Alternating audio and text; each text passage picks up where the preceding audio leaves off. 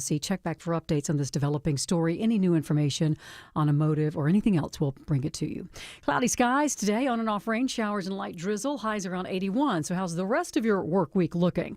WSB meteorologist Christina Edwards will have Atlanta Radio's only 5-day forecast at 12:05. We do have breaking news this noon concerning security in the nation's capital. CBS News special report. Speaking from the White House briefing room, President Trump says he's placing the D.C. Police Department under federal control and deploying the National Guard to make the nation's capital safer. He says they'll be getting the homeless out. Getting rid of the people from underpasses and public spaces from all over the city. There are many places that they can go, and we're going to help them as much as you can help. Also out. We're getting rid of the slums, too. We have slums here. We're getting rid of them. I know it's not politically correct. You'll say, oh, so terrible. No, we're getting rid of the slums where they live. Attorney General Pam Bondi on who will be in charge of the new operation. Terry Cole is going to be supervising the Metro Police Department. Gaddy Serralta, our U.S. Marshal, is going to be supervising command and control, the entire operation.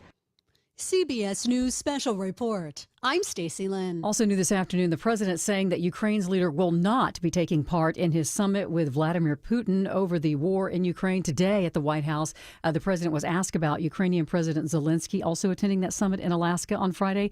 The president said that he will call Zelensky and other European leaders after he talks with Putin and possibly set up a meeting with Ukraine's leader later. Transcripts of secret grand jury testimony in the Ghislaine Maxwell sex trafficking case will not be released. A judge in New York saying today in a written ruling that releasing it would erode confidence in those called to testify before future grand juries. A 3-year-old's recovering this noon in the hospital after an alleged impaired driver crashed a car into a Spalding County lake. The Georgia State Patrol says the driver was speeding, hit boulders in Dundee Lake's parking lot near Griffin. The car was launched into the water with the child trapped inside. Rescue crews were able to pull the child out and perform CPR until the child regained a pulse. The 3-year-old was airlifted to the hospital. The driver, who was able to climb out and stand on the car, is now charged with DUI, reckless driving, child endangerment, and more. Cheryl Castro, 95.5 WSB. Now to Gwinnett County, police have identified a man who was shot and killed in Snellville on Friday as 33-year-old Tevon Hood. This happened on Lee Road around 7 p.m. Friday. One person was detained for questioning. No word on any arrest yet. That investigation's ongoing, and no word on a motive. In Tucker tonight, the city council is going to debate drive-thrus in the city. Some complain that those drive-through lines spill onto busy streets and block traffic, or they can block sidewalks and pedestrians. The Tucker City Council will be looking at ideas including limiting what businesses can have drive-thrus and where they can be on a property. Tonight's meeting and discussion comes as a 6-month ban on new drive-thrus comes to an end there in Tucker. And the Farmer's Almanac is out with its upcoming winter season forecast, and it says that most of the country should brace for a cold or very cold winter, and it could linger on. It looks like winter will hang on for a little bit through March and even through April. As for Georgia, the almanac saying that winter for us will consist of average temperatures, with the second week of January bringing in some very cold temperatures, and then it'll be very wet in February.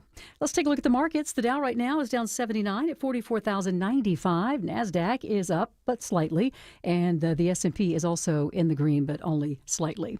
It is time now for live team coverage of traffic and weather. Alex Williams in the WSB 24-hour Traffic Center. Hey, Sabrina, right now, still watching some brake lights in Gwinnett County. I-85 southbound crash cleared completely around Pleasant Hill Road. Now on off to the right into DeKalb County as you pass Pleasantdale Road, exit 96, getting down to I-285. Just had a crash. It was blocking the Highway 166 Langford Parkway eastbound ramp to 75. 85 northbound, they have since cleared that out of the roadway. And you are also seeing a tap of the brakes heading through Midtown, 75, 85 southbound between 17th Street and North Avenue. Alex Williams, 95.5 WSB. Time for your 5-day forecast, sponsored by Shoemate, the official air conditioning of Atlanta. Cloudy skies through this afternoon with a high of 81. Scattered rain showers and areas of drizzle will prevail for today. Lows tonight in the low 70s.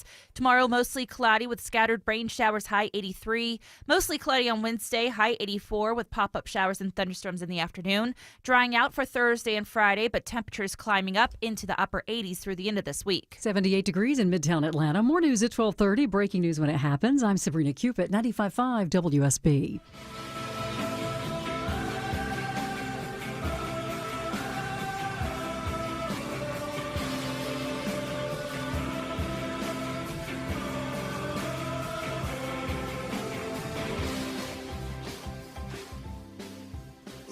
and gentlemen, boys and girls, welcome. It is Eric Erickson here across the nation. I hope you had a fantastic weekend and now off the start on Monday for many of you, particularly those of you out in Oklahoma City now. Remember, your school zones are starting to go into effect in a lot of the country.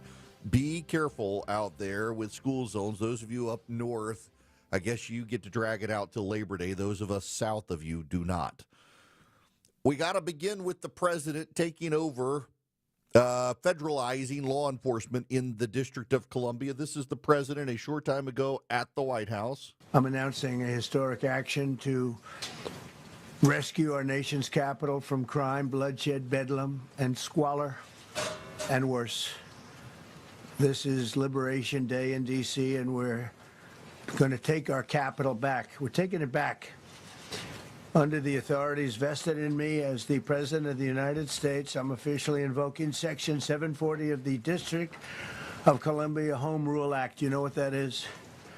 And placing the D.C. Metropolitan Police Department under direct federal control, and you'll be meeting the people that will be directly involved with that. Very good people, but they're tough, and they know what's happening, and they've done it before. In addition, I'm deploying the National Guard to help reestablish law, order, and public safety in Washington, D.C., and they're going to be allowed to do their job properly.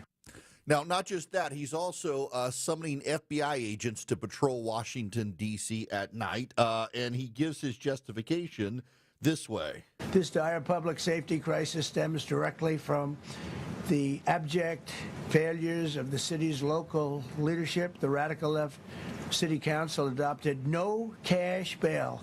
By the way, every place in the country where you have no cash bail is a disaster. That's what started the problem in New York, and they don't change it. They don't want to change it. That's what started it in Chicago.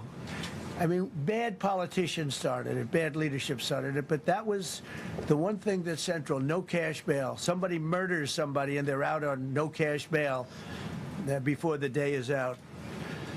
We're going to end that in Chicago. We're going to change the statute. I spoke with Pam and Todd and everybody. We're going to change the statute, and I'm going to have to get the Republicans to vote because the Democrats are weak on crime, totally weak on crime. He's not wrong. So now the talking point response from the National Press Corps is that actually crime is down, crime is down, crime is down. We're hearing that a lot. What's actually down is the reporting of crime. It's not that crime is down, but in Washington, D.C., much like California has been until a voter referendum just passed, that if you report a crime and it's shoplifting or theft, the police aren't going to respond. So people have stopped reporting crime in Washington, D.C. And not only that, here's a story that did not get a lot of national attention from July. A D.C. police commander is under investigation for allegedly making changes to crime statistics. The Metropolitan Police Department confirmed Michael Pulliam was placed on paid administrative leave in mid-May of this year. This happened just a week after Pulliam filed an equal employment opportunity complaint against an assistant chief, and the police union accused the department of deliberately falsifying crime data, according to 3 law enforcement sources. The union claims police supervisors in the department manipulate crime data to make it appear violent crime has fallen considerably compared to last year. So you actually have members of the police union in Washington, D.C., alleging that the police are rigging the data in Washington, D.C. to make it look like crime has fallen. And what does the national press do? Well, crime has fallen in D.C. The police say so. They're reporting it to the FBI that way. One of the things you need to know about the FBI statistics as well is that the FBI has changed how those statistics are done, and the result is that many cities have opted out of accurate data.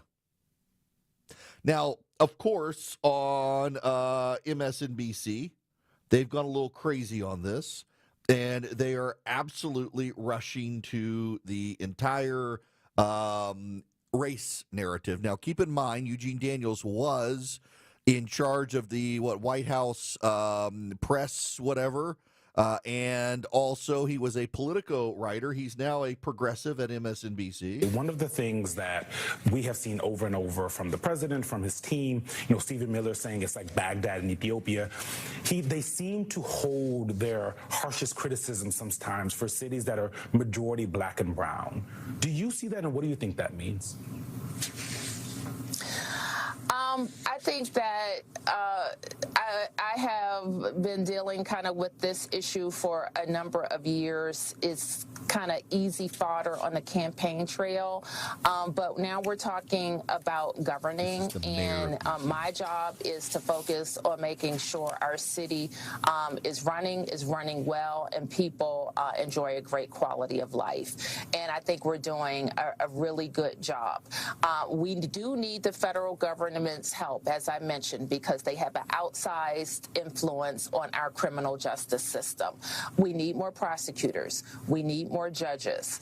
There are other ways to help. Even we want to rebuild our jail, and there are ways that the feds can help with that. But also just doing their part, cutting the grass, fixing the fountains, making sure that federal law enforcement is doing all of the policing that they can do. And I just have to say thank you to MPS, FBI, ATF, who've always worked cooperatively with us, and we expect that they will again. What's notable here is it's the MSNBC reporter who brings race into it, and the mayor of Washington, D.C. doesn't take the bait. She could have taken the bait. Instead, she thanks the ATF and the FBI and the National Park Service. The reporters want to make the race narrative. The reporters do. Here's the facts about Washington, D.C. If you go to Washington, D.C., it's divided into quadrants. D.C. is diamond-shaped. And where the U.S. Capitol is, that's the dividing line for Washington, D.C. That's how they divide Washington. So you have northwest of the Capitol, northeast of the Capitol, southeast of the Capitol, and southwest of the Capitol. Those are the districts. And you have, moving north of the Capitol, the letters are A, B, C, D, E, F, G, H, alphabetized letters. South, same thing, A, B, C, D, E, F, G. And then west, going north and south, they're numbered. They're numbered roads. So 1st Street, 2nd Street, 3rd Street, 4th Street. And you tell where you are, D.C. D.C. is one of the easiest cities to navigate because if you're at I Street and 14th Street Northwest, you know that the Capitol is southeast of you and that you're in the quadrant where the White House is. If you're at G and 5th Street Southwest, you know the Capitol is northeast of you. You're towards the river, towards the Potomac. It's a very easy city to navigate. It also has a great subway system. But here's the problem. The northwest part of Washington, D.C., north and west of the Capitol, that's where virtually all the major tourist attractions are. So if you're in Washington, D.C., and you're on the Mall, and you're in the northwest quadrant, you have all of the Smithsonian museums. You have the White House. You had the Vietnam Memorial, the Lincoln Memorial, the Washington Monument. What you don't have is the Jefferson Memorial, but it's close. You got the Kennedy Center. You got the Watergate. You've got Rock Creek Park. You've got, you name it, most of the major venues for tourists are in Northwest D.C. Guess where it's safe in Washington, D.C.? Those areas, the tourist hotbeds. But you get up to DuPont Circle, there are shootings now all the time. That's Embassy Row in the Northwest. You go to southeast Washington, D.C., that is south of the Capitol and to its east towards the Anacostia River, and you get a third world hellhole. It is not safe. The Navy Yard area is where the baseball stadium is. It's not a particularly safe area. There are carjackings within blocks of the baseball stadium for the Washington Nationals. And in Washington, D.C., the mayor of Washington and the city council in Washington are allowing everyone out of jail before trial. In fact, The majority of crime in Washington, D.C., here's a statistic, and let me tell you where it comes from. It comes from an MSNBC reporter. An MSNBC reporter pointed out that the majority of all crime in Washington, D.C. comes from people who are let out of jail pending trial. The majority of all crime in Washington comes from a small number of repeat criminals who are repeatedly let out of jail pending trial. You know where a lot of the other crime comes from? A lot of the other crime comes from students who are skipping school. In fact, the big balls, what's his name? Edward Korstein or whatever. He was beaten up by two 15-year-olds who were out at night harassing a girl on a Sunday night, and he was attacked trying to protect the girl. The youths of Washington, D.C. are causing the crime, and the repeat offenders are causing the crime. And for all the people who say that crime is down in D.C., even the police union in Washington, D.C. says that actually the police have been rigging the data, that police in Washington, D.C. have been rewriting the crime stats to lower it. And also a lot of people are not reporting crime because it's not going to get enforced. There is just north of the Capitol. So when I was at CNN for a number of years, north of Union Station, they put me up at a hotel up there. It was a Hilton Garden Inn, and north of there was a CVS. And in the CVS, like in so many urban areas, everything was behind glass. I had to go in one time, and you'll note this was 2013. That's how long ago it was. Someone had smashed the glass and had stolen, like, razor blades. It was just a toothpaste and razor blades and stuff like that. D.C. is not a safe city. It's safe if you're a tourist and you stay in the touristy areas, but for the residents of D.C., including a lot of people on Capitol Hill, it's not. Donald Trump is not doing this because it's majority black and brown, as the reporter at MSNBC suggested. Donald Trump is doing this because it's the only city in America where he can.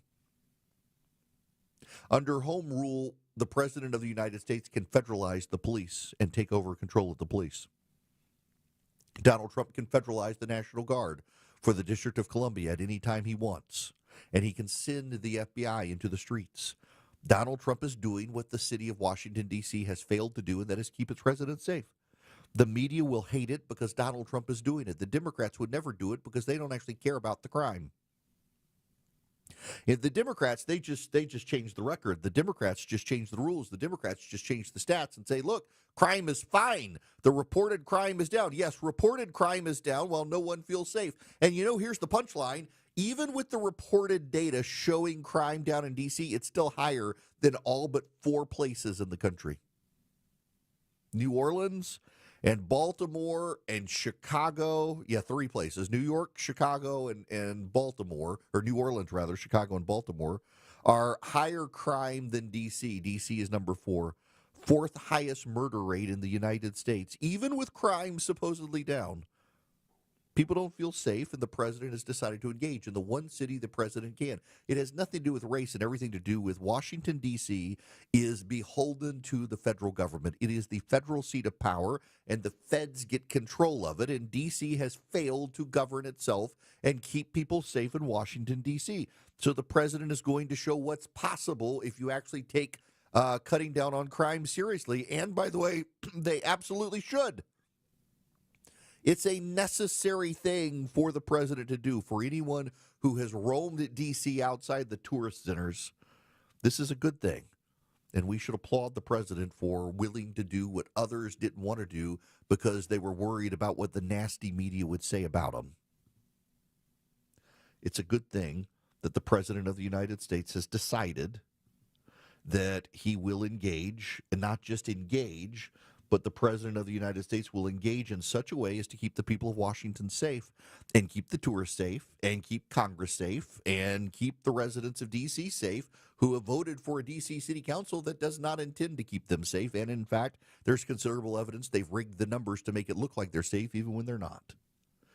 That's a problem that the president and everyone involved is going to have to deal with. And it's a problem that the people of Washington, D.C. are going to have to resolve on their own. It's a problem, a real problem, that in Washington, D.C., the city has decided, because of Democratic politics and the like, that it would rather not have things safe than actually take charge of the police and force them to do the law. And by the way, it's the local prosecutors as well who have chosen not to prosecute. And the U.S. attorney in D.C.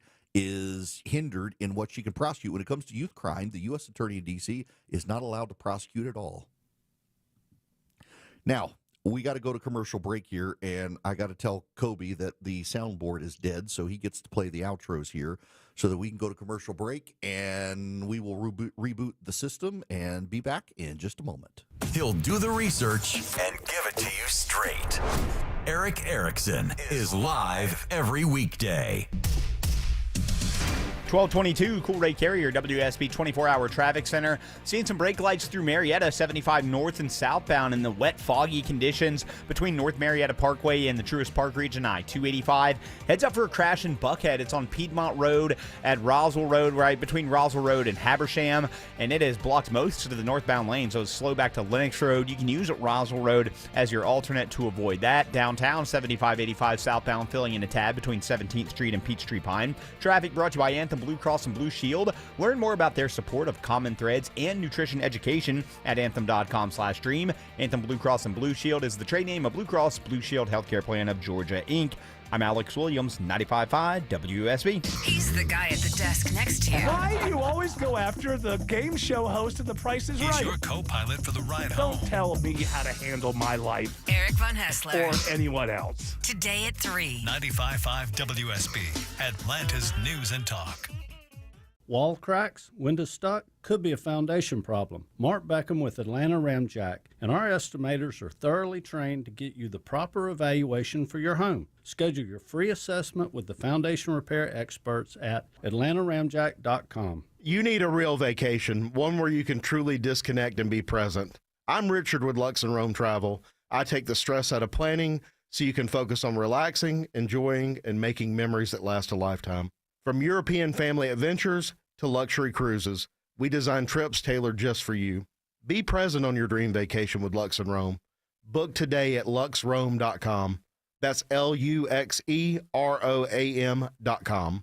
That's luxrome.com. When markets get rocky, the worst thing you can do is nothing. Hi, I'm David Nicholas, president and founder of Nicholas Wealth Management. Times like these demand action and a plan you can trust. That's why we rely on our trademark Retire Ready Bucket strategy. This strategy is designed to place a percentage of your portfolio into lower risk, income producing income bucket, aiming to generate steady cash flow for the first 10 to 15 years of retirement. Meanwhile, your growth bucket is filled with dividend and growth stocks, which has time to recover when markets are going crazy. So call Nicholas Wealth today at 678-990-8500 or visit nicholaswealth.com to schedule a time to sit down with our team to review your plan. This strategy was crafted by experience. It's battle tested, and it's how you aim to keep your retirement on track even when the markets are not. So call Nicholas Wealth today at 678-990-8500 or visit nicholaswealth.com. At Nicholas Wealth Management, we're prepared. Are you? Don't wait for the next headline to shake your confidence. Call Nicholas Wealth today, 678-990-8500 or visit nicholaswealth.com. Nicholas Wealth Management. Retire ready. Nicholas Wealth Management is an independent financial services firm and uses a variety of different investment strategies. Neither the information nor any opinion expressed is to be construed as solicitation to buy or sell a security or personalized investment, tax, or legal advice. 1, 2, 3, 4, 5. Atlanta's best plumbers call Deep Dive. 6, 7, 8, 9, 10. We'll have your pipes working again. DeepDivePlumbing.com. This is Scott Slade, updating my health story. I get a checkup every year, and last September, my primary care physician was troubled by a suspicious number on my lab work. Well, that led to a diagnosis early enough to give me options, and I'm more optimistic than ever about a good outcome. Now, when we're talking about our health, level with your providers if you think you have a problem. We all need expert eyes looking us over every so often. That's where virtual imaging can be invaluable. Virtual Imaging's LDCT body scan can give you time and options for early treatment, especially for cancer. They can detect tumors as early as precancerous virtually anywhere in your body, and aneurysms you may not even know are there. For a limited time, Virtual Imaging is extending their core body scan offer for only $995 per scan. That's a $2,495 value. Early detection saves lives, and now it's more affordable than ever. Virtual imaging has gotten such great response, they've opened up more times in both offices. But appointments will fill up fast for this offer, so don't wait. Some minimum requirements may apply. Early detection is your best protection. To schedule your virtual imaging $995 core body scan, call 770-678-SCAN. That's 770-678-SCAN. Or make an appointment by visiting their website at virtualimagingatl.com. That's virtualimagingatl.com. Do it now, while you still have options. Your non-stop news source, 95.5 WSB, Atlanta's News and Talk.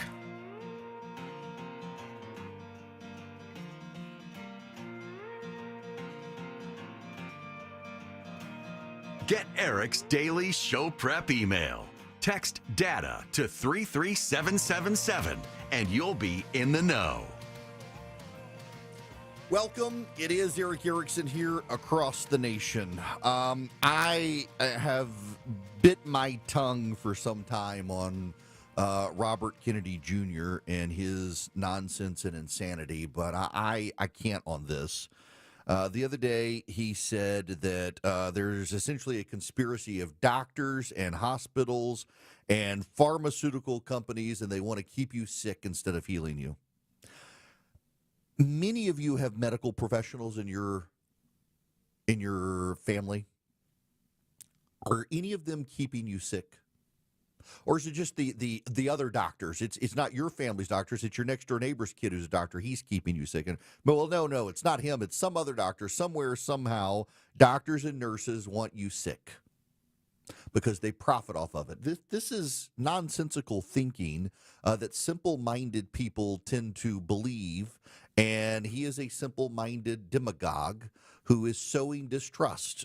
COVID, he took advantage of the distrust of people like Fauci who abused their trust so that he can sow his own distrust in a healthcare system. Many of you have doctors and nurses in your families. I ask you to confront them and ask them if it's true they're keeping you and your family sick. It's insulting that he would say this. Americans for Prosperity is advancing common sense conservative reforms around the country, and they'd love to have you involved in doing so. If you go to afpvolunteer.com, you can sign up with AFP today, and you can actually engage to advance common sense conservative reforms from school choice to deregulation on small businesses to family freedom to taxes. They would love to get you involved around the country. afpvolunteer.com is the website. Now, why do I tell you should do this? You want to be really informed on the latest and greatest policies to advance freedom in the country? There's no better place to get informed, get smart.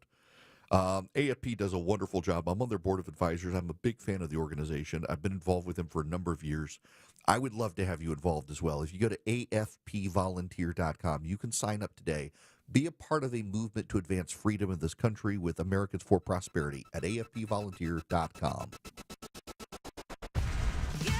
I'm Chris Chandler, and when you join us Tuesday, starting at 5 a.m. for Atlanta's Morning News, the latest on the CDC shooting investigation and the latest reaction to, and why Clark Howard says gas prices haven't really increased much this summer on WSB.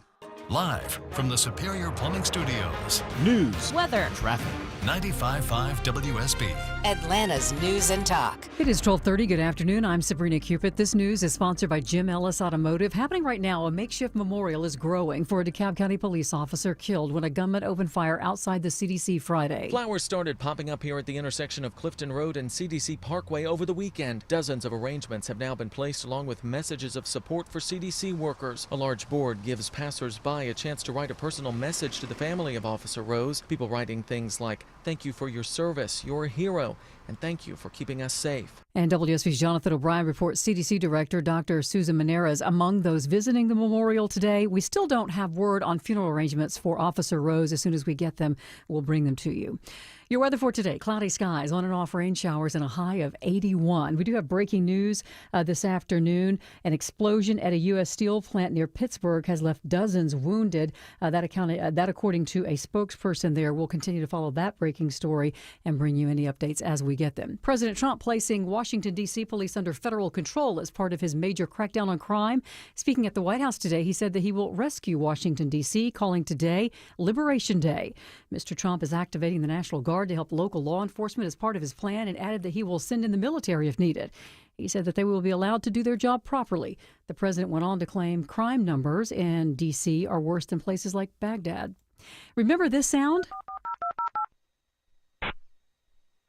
Yeah, AOL is discontinuing dial-up internet service after more than 3 decades. The company, once considered the pioneer of internet connectivity, issuing a statement on its website today announcing the end of the service by September 30th. It's 12:32. Hey, it's Scott Slade for FGA Roofing. If your home's exterior could use an updated look, or maybe one of your neighbor's designer roofs has caught your eye, and your current roof has started to show its age, then now's the perfect time to check out FGA Roofing for the latest in architectural shingles, timberland shingles, and more.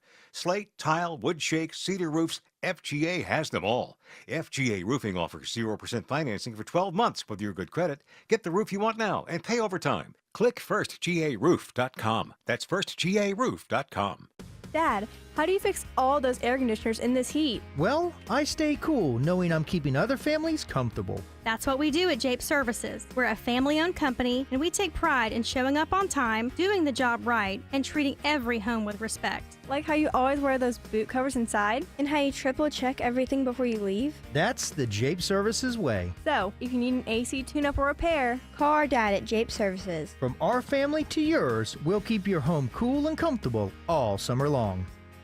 Summer can be a lot of fun, but summer can also stink. You're outside enjoying the yard, but what is that smell? Hi, I'm Shannon, the owner of Scorpion Septic. That foul odor is the summer heat telling you that your septic system needs Scorpion Septic. Take the sting out of septic service with Scorpion Septic, where there is never a pump out charge with your repair. Details online, scorpionsepticservices.com. ScorpionSepticServices.com. Your friends at Steel Horse Law are motorcycle injury lawyers who ride. They've mastered safely riding our Georgia roads, and they've mastered the unexpected twists and turns of Georgia law. Hey, it's Eric Von Hessler for Steel Horse Law, the Stein and Karen Law Group. With all the changes in Georgia law, you need the most experienced local motorcycle injury law firm to protect your rights. You can trust them on the road and in the courtroom. Get a free case evaluation at steelhorselaw.com. You need a real vacation, one where you can truly disconnect and be present. I'm Richard with Lux and Rome Travel. I take the stress out of planning so you can focus on relaxing, enjoying, and making memories that last a lifetime. From European family adventures to luxury cruises, we design trips tailored just for you. Be present on your dream vacation with Lux and Rome. Book today at luxrome.com. That's LUXEROAM.com. That's luxrome.com. All right, live team coverage of traffic and weather. Here's Alex Williams. New trouble downtown. It's a stall in the center lane, 7585 south below William Street. Exit number 249C. They're blocking the center lane there, slowing the ride back towards 17th Street in Midtown. And still watching brake lights 75 north and southbound in Marietta on the wet pavement and through some foggy conditions. So just use caution traveling either northbound or southbound. Alex Williams, 95.5 WSB. This is WSB meteorologist Christina Upwards. Cloudy skies with off and on rain showers and areas of drizzle today. High 81, lows tonight in the low 70s. Tomorrow, mostly cloudy with scattered rain showers. High 83. Cloudy skies on Wednesday with pop-up storms. High 84. More news at 1 o'clock. Breaking news when it happens. 95.5 WSB. Hello and welcome. It is Eric Erickson here. The president, you should know, is hopping on an emergency call with the NATO leaders and European allies over the Ukraine situation. They're afraid he's going to give away the farm to China. J.D. Vance very much wants to be extricated from the situation, and you should at least understand this, and we'll get into this a little more later. There's a divide in the White House between the Marco Rubio world of America, the leader of the free world, and J.D. Vance, who is very much an isolationist and wants to leave the rest of the world alone. And it's a big divide. And the president is persuaded by both sides and is now going to go to Alaska to talk to Vladimir Putin and has resumed his criticisms of Volodymyr Zelensky. And I maintain the position that the deal he has struck with NATO to allow the NATO allies to buy our weapons and send them to Ukraine is actually a very good a system where we make money, allow Ukraine to fight, Europe pays for it, and we kill the Russians. That's a good system. The Russians are not our allies. I don't want to talk about that right now, though. Here's your random story of the day, and just bear with me because it's actually relevant to other stuff. The Paramount has signed a deal to broadcast UFC games. It's actually kind of a big deal.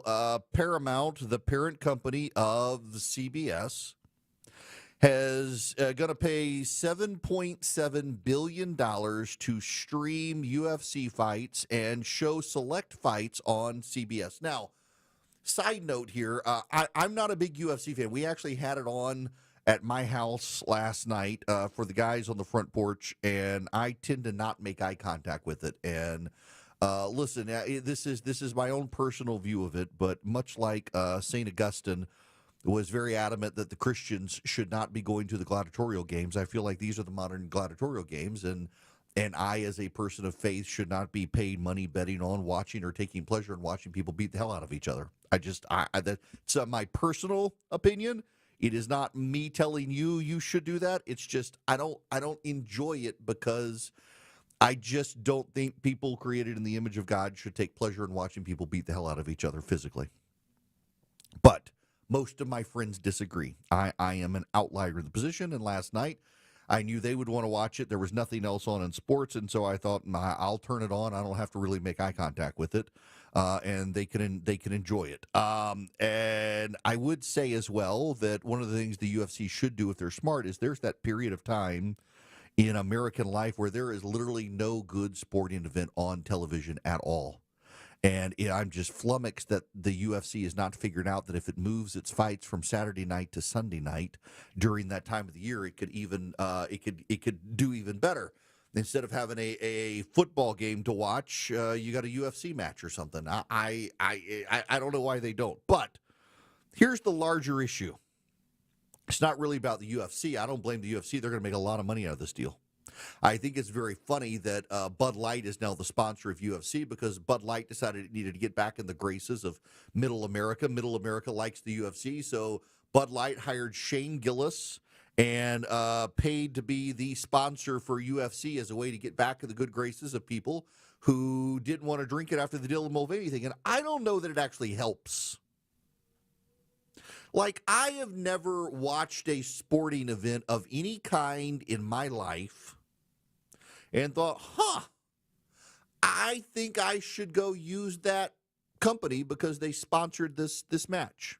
I mean, I don't know. Maybe I'm an anomaly in this as well. Maybe you guys do. But like, I viscerally would not use Truist Bank because, one, I think it's a stupid name. But also, I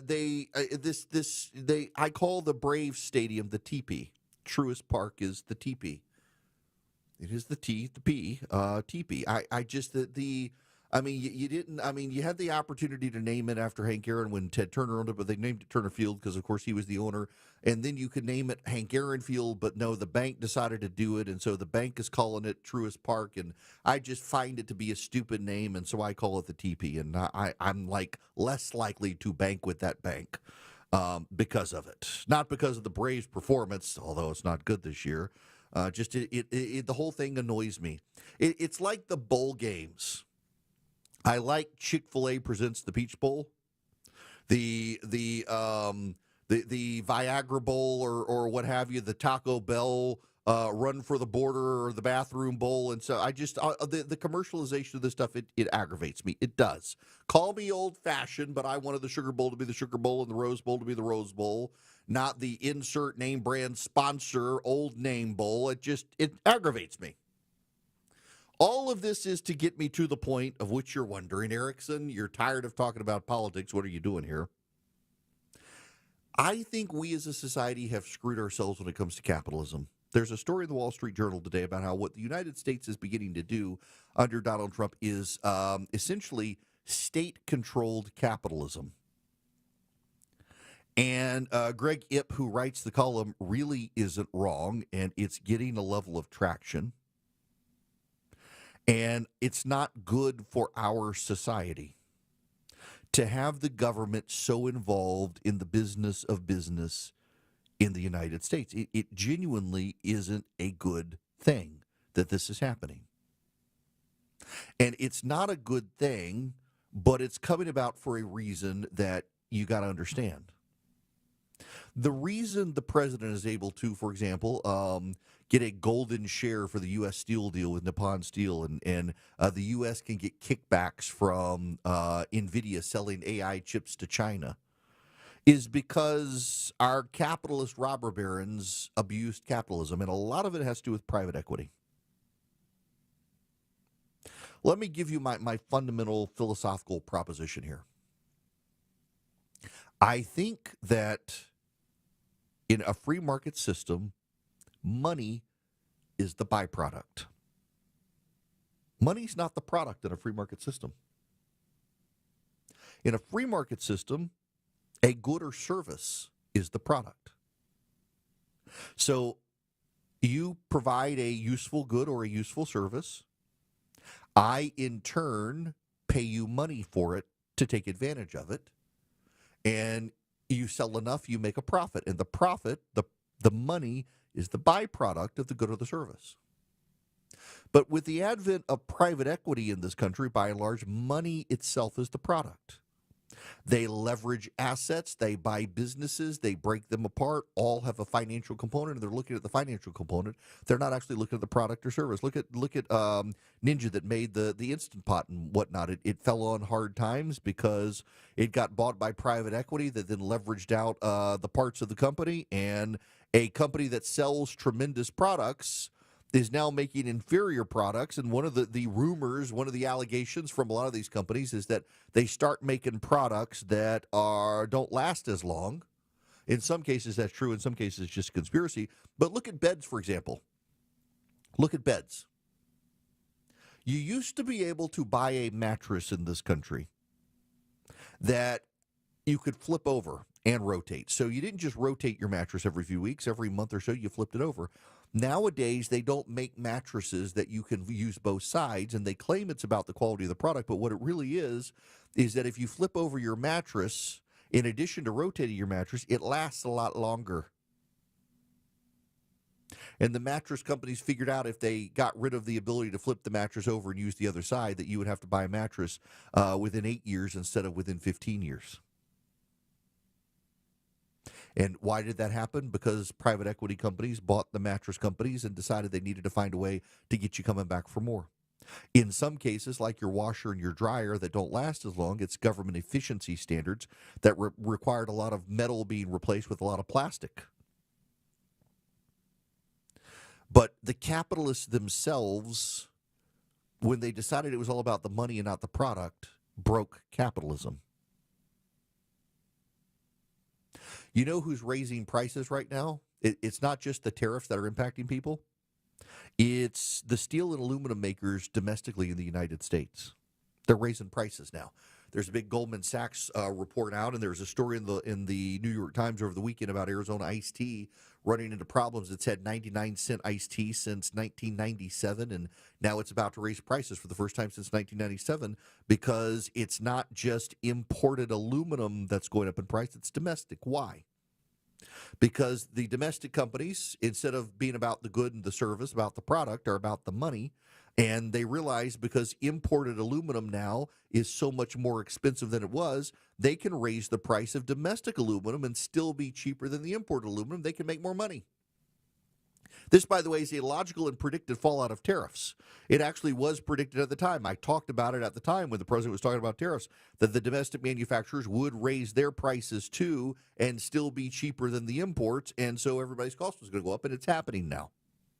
Because money is the overarching issue, not the good or the product. It's one of the things I always liked about Apple, till they've gotten so dependent on their services of late. They provided a good product. Yes, it was very expensive, but it worked for a long time. My laptop that I have, unlike a lot of PC laptops, I can use my Mac laptop for 5-6 years and it keeps working. Now, your battery products, there's a great conspiracy about Apple degrading batteries. It's not actually true if you know anything about the technology. Is that the new software runs faster and it uses the battery resources more. So every time you upgrade, you're upgrading to a more powerful system on an old battery. It wears itself down. But a lot of people have embraced the conspiracy theory.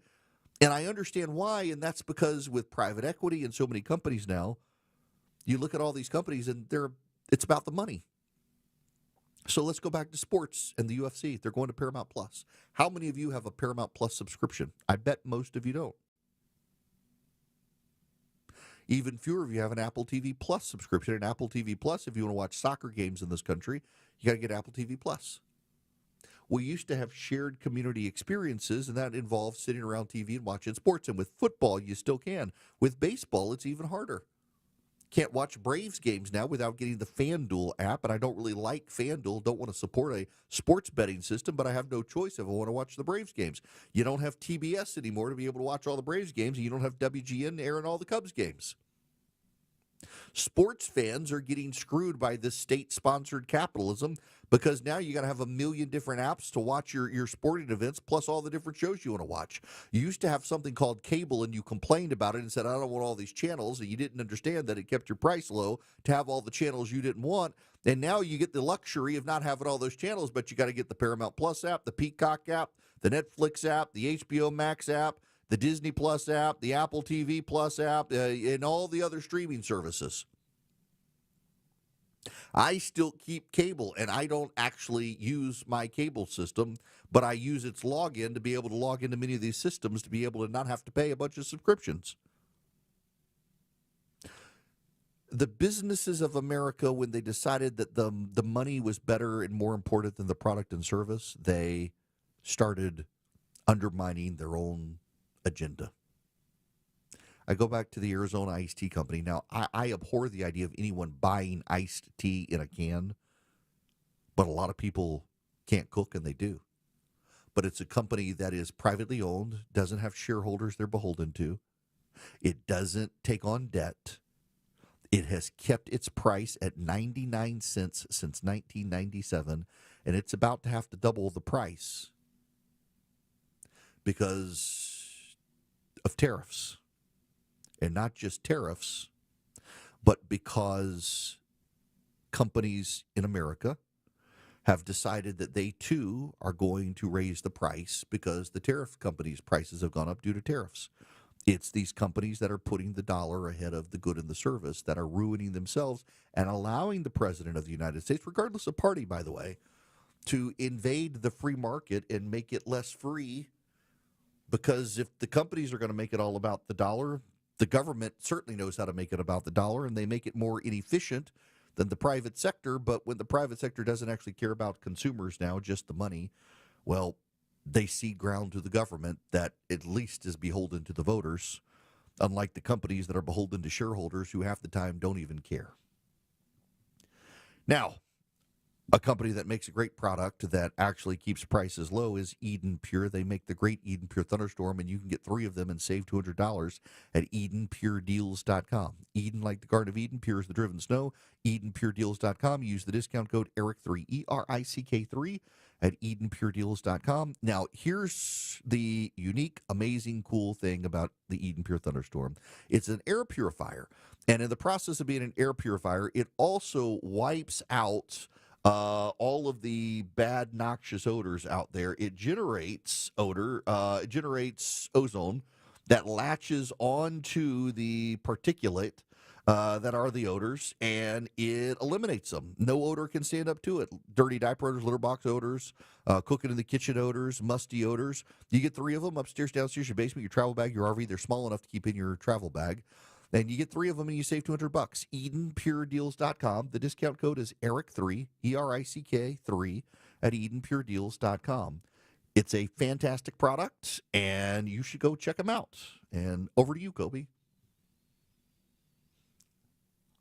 I'll let you play the outro here. Crazy, he'll keep you sane. It's the Eric Erickson Show.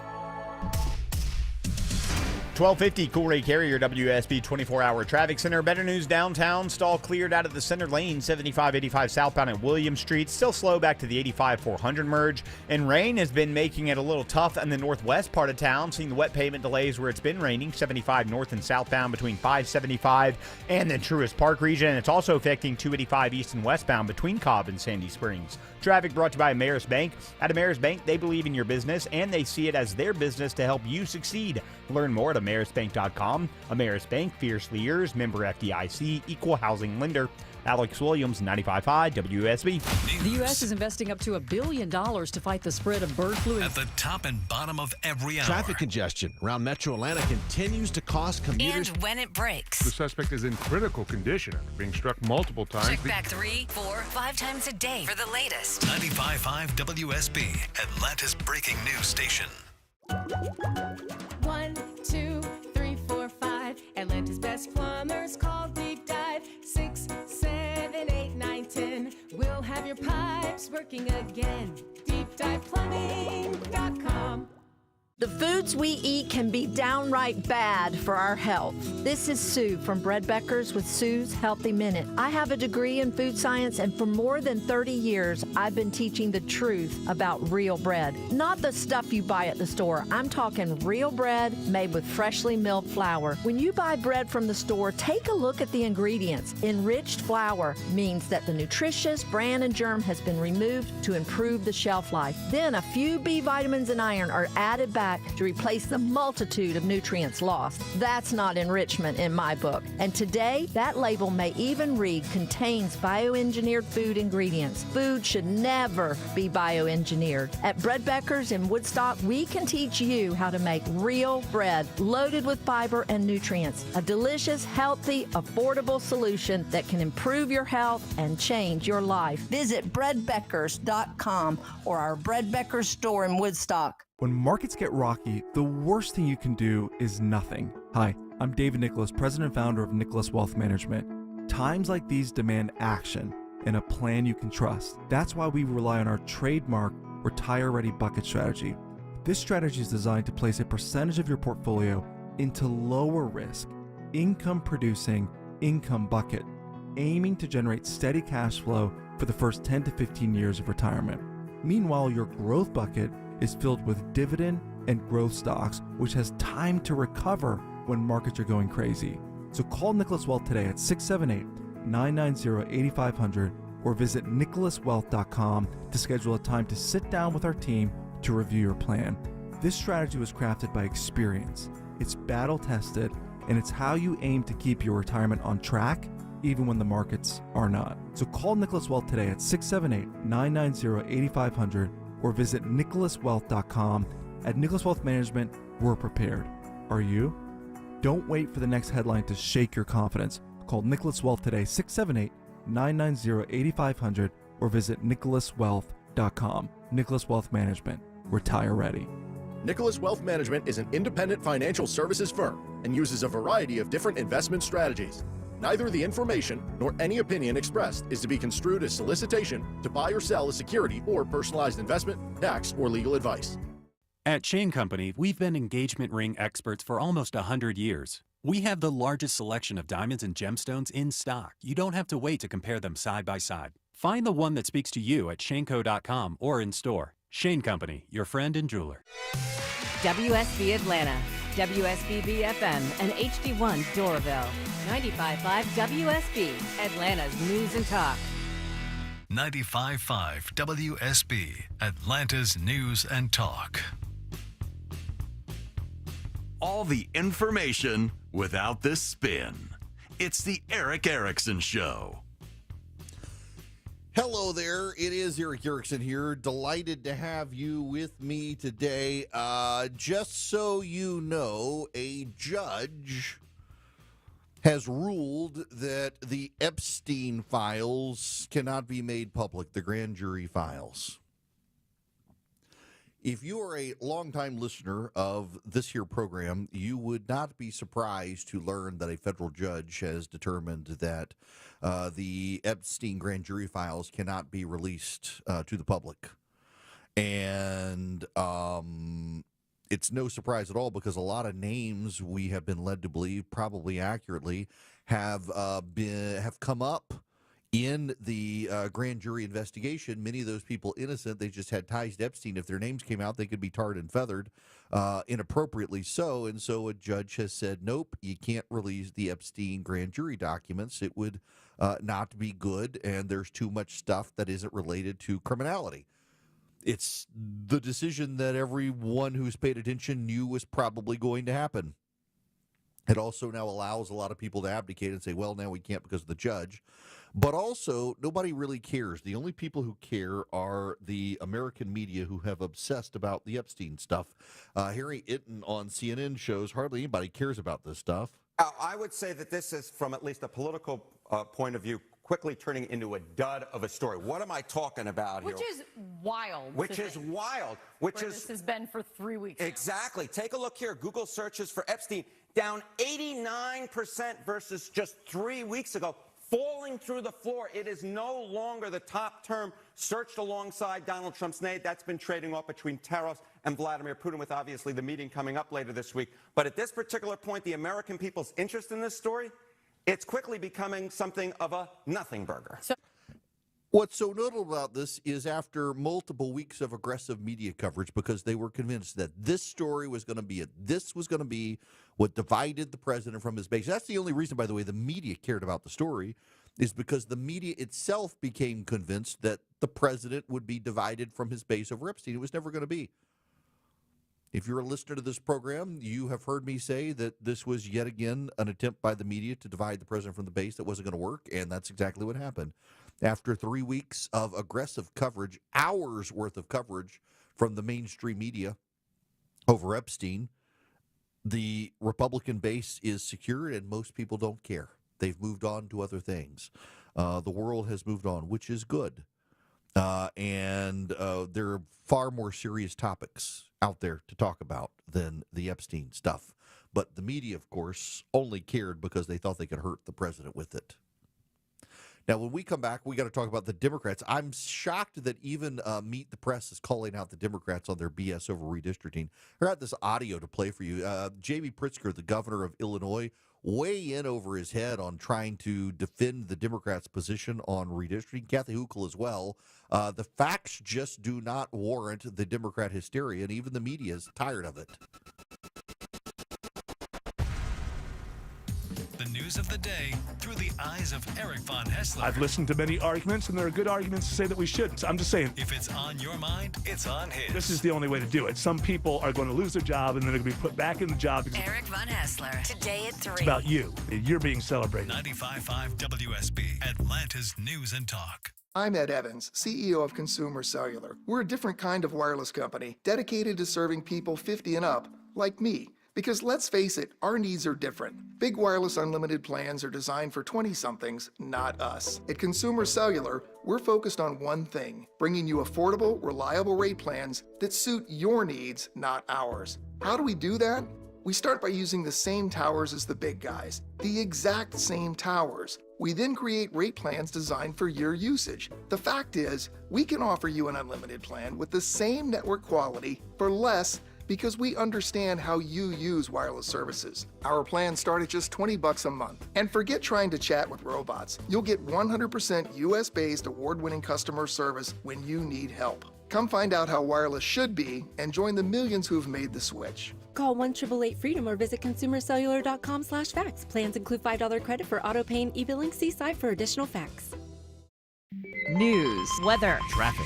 95.5 WSB, Atlanta's News and Talk. It is 1 o'clock. Good afternoon. I'm Sabrina Cupid. This news sponsored by Dr. Roof. Health and Human Services Secretary Robert F. Kennedy Jr. is in Atlanta right now at the CDC following Friday's shooting. Earlier, CDC Director Dr. Susan Menares was among those visiting the memorial for Officer David Rose. And tributes are growing this afternoon for the officer. WSB's Jonathan O'Brien outside the CDC. Dozens of flower arrangements have been placed by people paying their respects to Officer David Rose, who was killed here on Friday while confronting a gunman who was in a building across the street. On a large board with Rose's picture on it, people have been writing messages of support to his family. One writing, "Thank you for giving your life to keep others safe." Another says simply, you're a hero. And still no word on funeral arrangements for Officer Rose. Once we get them, we'll bring them to you.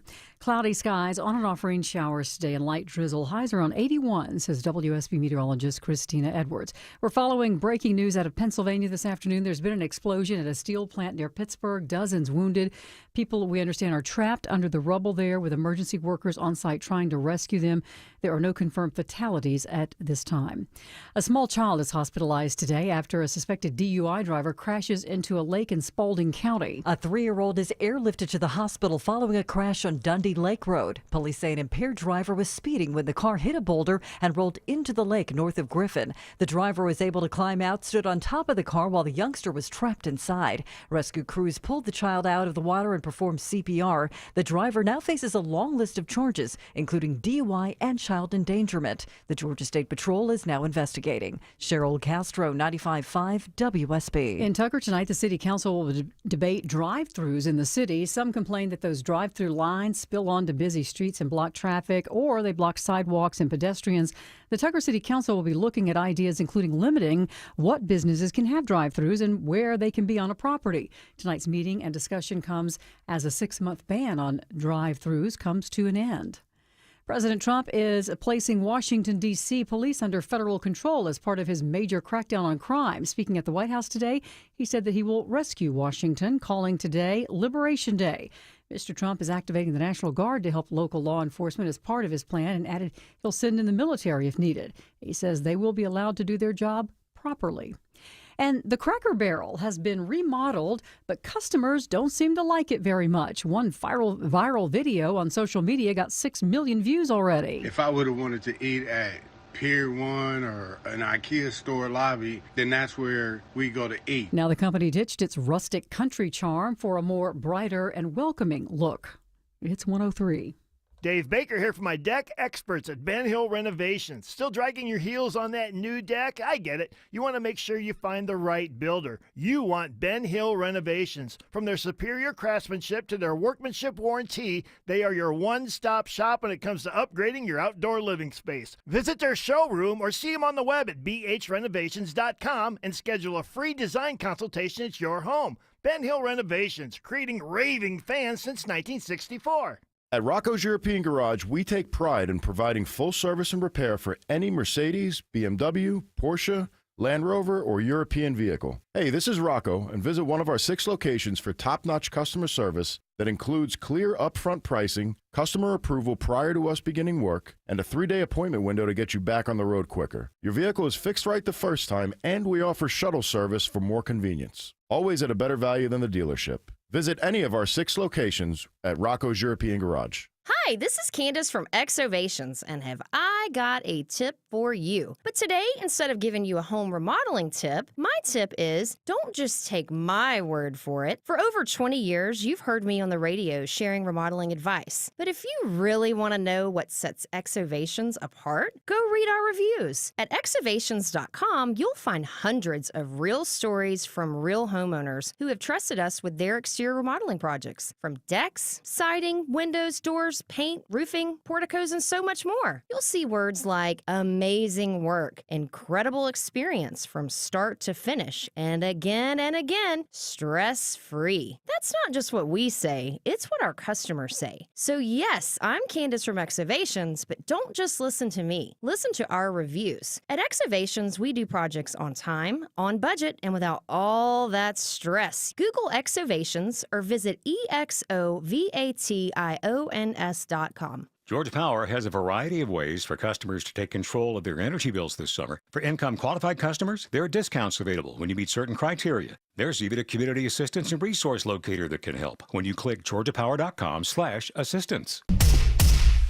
Live team coverage of traffic and weather. Alex Williams in the WSB 24-hour traffic center. Traffic Trooper Pierce lets us know about a crash in Sandy Springs, 400 northbound, just above Abernathy Road, exit 5, and at least one left lane, causing a little bit of a slowdown there. And we have a crash our traffic troopers tell us about in Dunwoody. A right lane is blocked, 285 eastbound, the Interloop Chamblee Dunwoody Road, exit number 30. Still trying to clear up the crash in Buckhead on Piedmont Road northbound between Habersham Road and Roswell Road.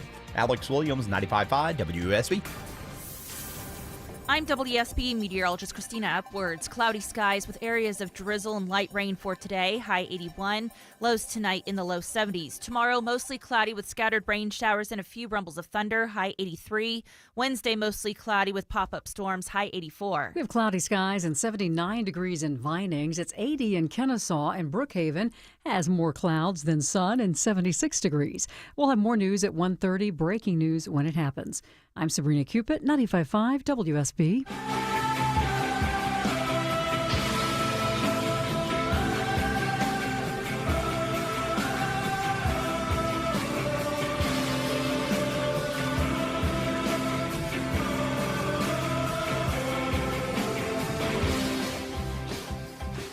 Greetings, conversationalists. Welcome. It is Eric Erickson here across America from my flagship station in Atlanta, Georgia. The phone number is 877-973-7425. Should you wish to be on the program, glad to have you with me. I hope you had a great weekend. We need to talk about redistricting, an ongoing conversation where I'm actually a little bit surprised. Even the American media has had enough of the Democrats' BS. This is without spin, even though the Democrats will viciously attack you for pointing out this truth. Many of the Republican states are in the South and so have been bound by the Voting Rights Act in ways Democratic states in the North have not. The result is that Democratic states in the North have been able to more brutally redistrict than Republican states in the South. Republican states have been bound to create majority-minority districts under court orders for a number of years. And while that has, in some cases, drawn very wild congressional districts, those districts have limited the ability of Republicans to carve up some seats for themselves. Now, ironically, for a long time, the majority-minority district requirement actually helped the GOP because they could pack a bunch of Democrats into districts, ensuring that a black congressman got elected and free everything else up for themselves. But as Hispanic and black voters have drifted more to the right, as the cultural Karens took over the Democratic Party, this actually limits the ability of the GOP to make stronger gains. Now, you should know, some Republican demographers and campaign officials are whispering into the GOP's ears, you got to be careful because Hispanic voters are showing signs of being unhappy with the massive deportations, not of the criminals, but also of the old lady down the street and stuff like that. There actually is, listen, don't shoot the messenger. I'm just telling you what's going on out there. The reality, though, is that Democrats have been able to redistrict far worse than Republicans. And contrary to what my buddy Jake Tapper said on CNN, that don't we all know Republicans do it worse than Democrats? No, actually, that's not actually the case. Democrats have, for a very long time, redistricted in ways Republicans could not even attempt to redistrict because of the Voting Rights Act in many southern states. Democrats in Illinois, California, and elsewhere redistricted so much that in places like California, the Republicans were able to get voters to agree to a redistricting commission because the California Democrats were so abusive when it came to redistricting. What I am surprised by, in all honesty, is that the media, the American press corps, is not letting the Democrats really spin this thing. The Democrats rather saying it's a threat to democracy. Anything that threatens Democratic Party power is considered a threat to democracy to the Democrats. I mean, just take J.D. Pritzker, who is the governor of Illinois, was on with Kristen Welker on NBC's Meet the Press, and she wasn't really letting him get away with all of the spin. Sticking on your state's map, every major group that grades the fairness of congressional maps gives your state an F. Common Cause, a nonpartisan government watchdog, even says your map, and I'm going to quote, represents a nearly perfect model for everything that can go wrong with redistricting. And I guess the question is, you talk about preserving democracy. How do you preserve democracy if you're using the same tactics that you've criticized Texas Republicans for? But as I say, what they're talking about is a distraction. The reality is that the violation of people's voting rights is what Texas is attempting to do. That's what's wrong with their efforts right now. And the fact that the President of the United States knows it and nevertheless is asking them to do it. That is what's wrong with what we're seeing right now.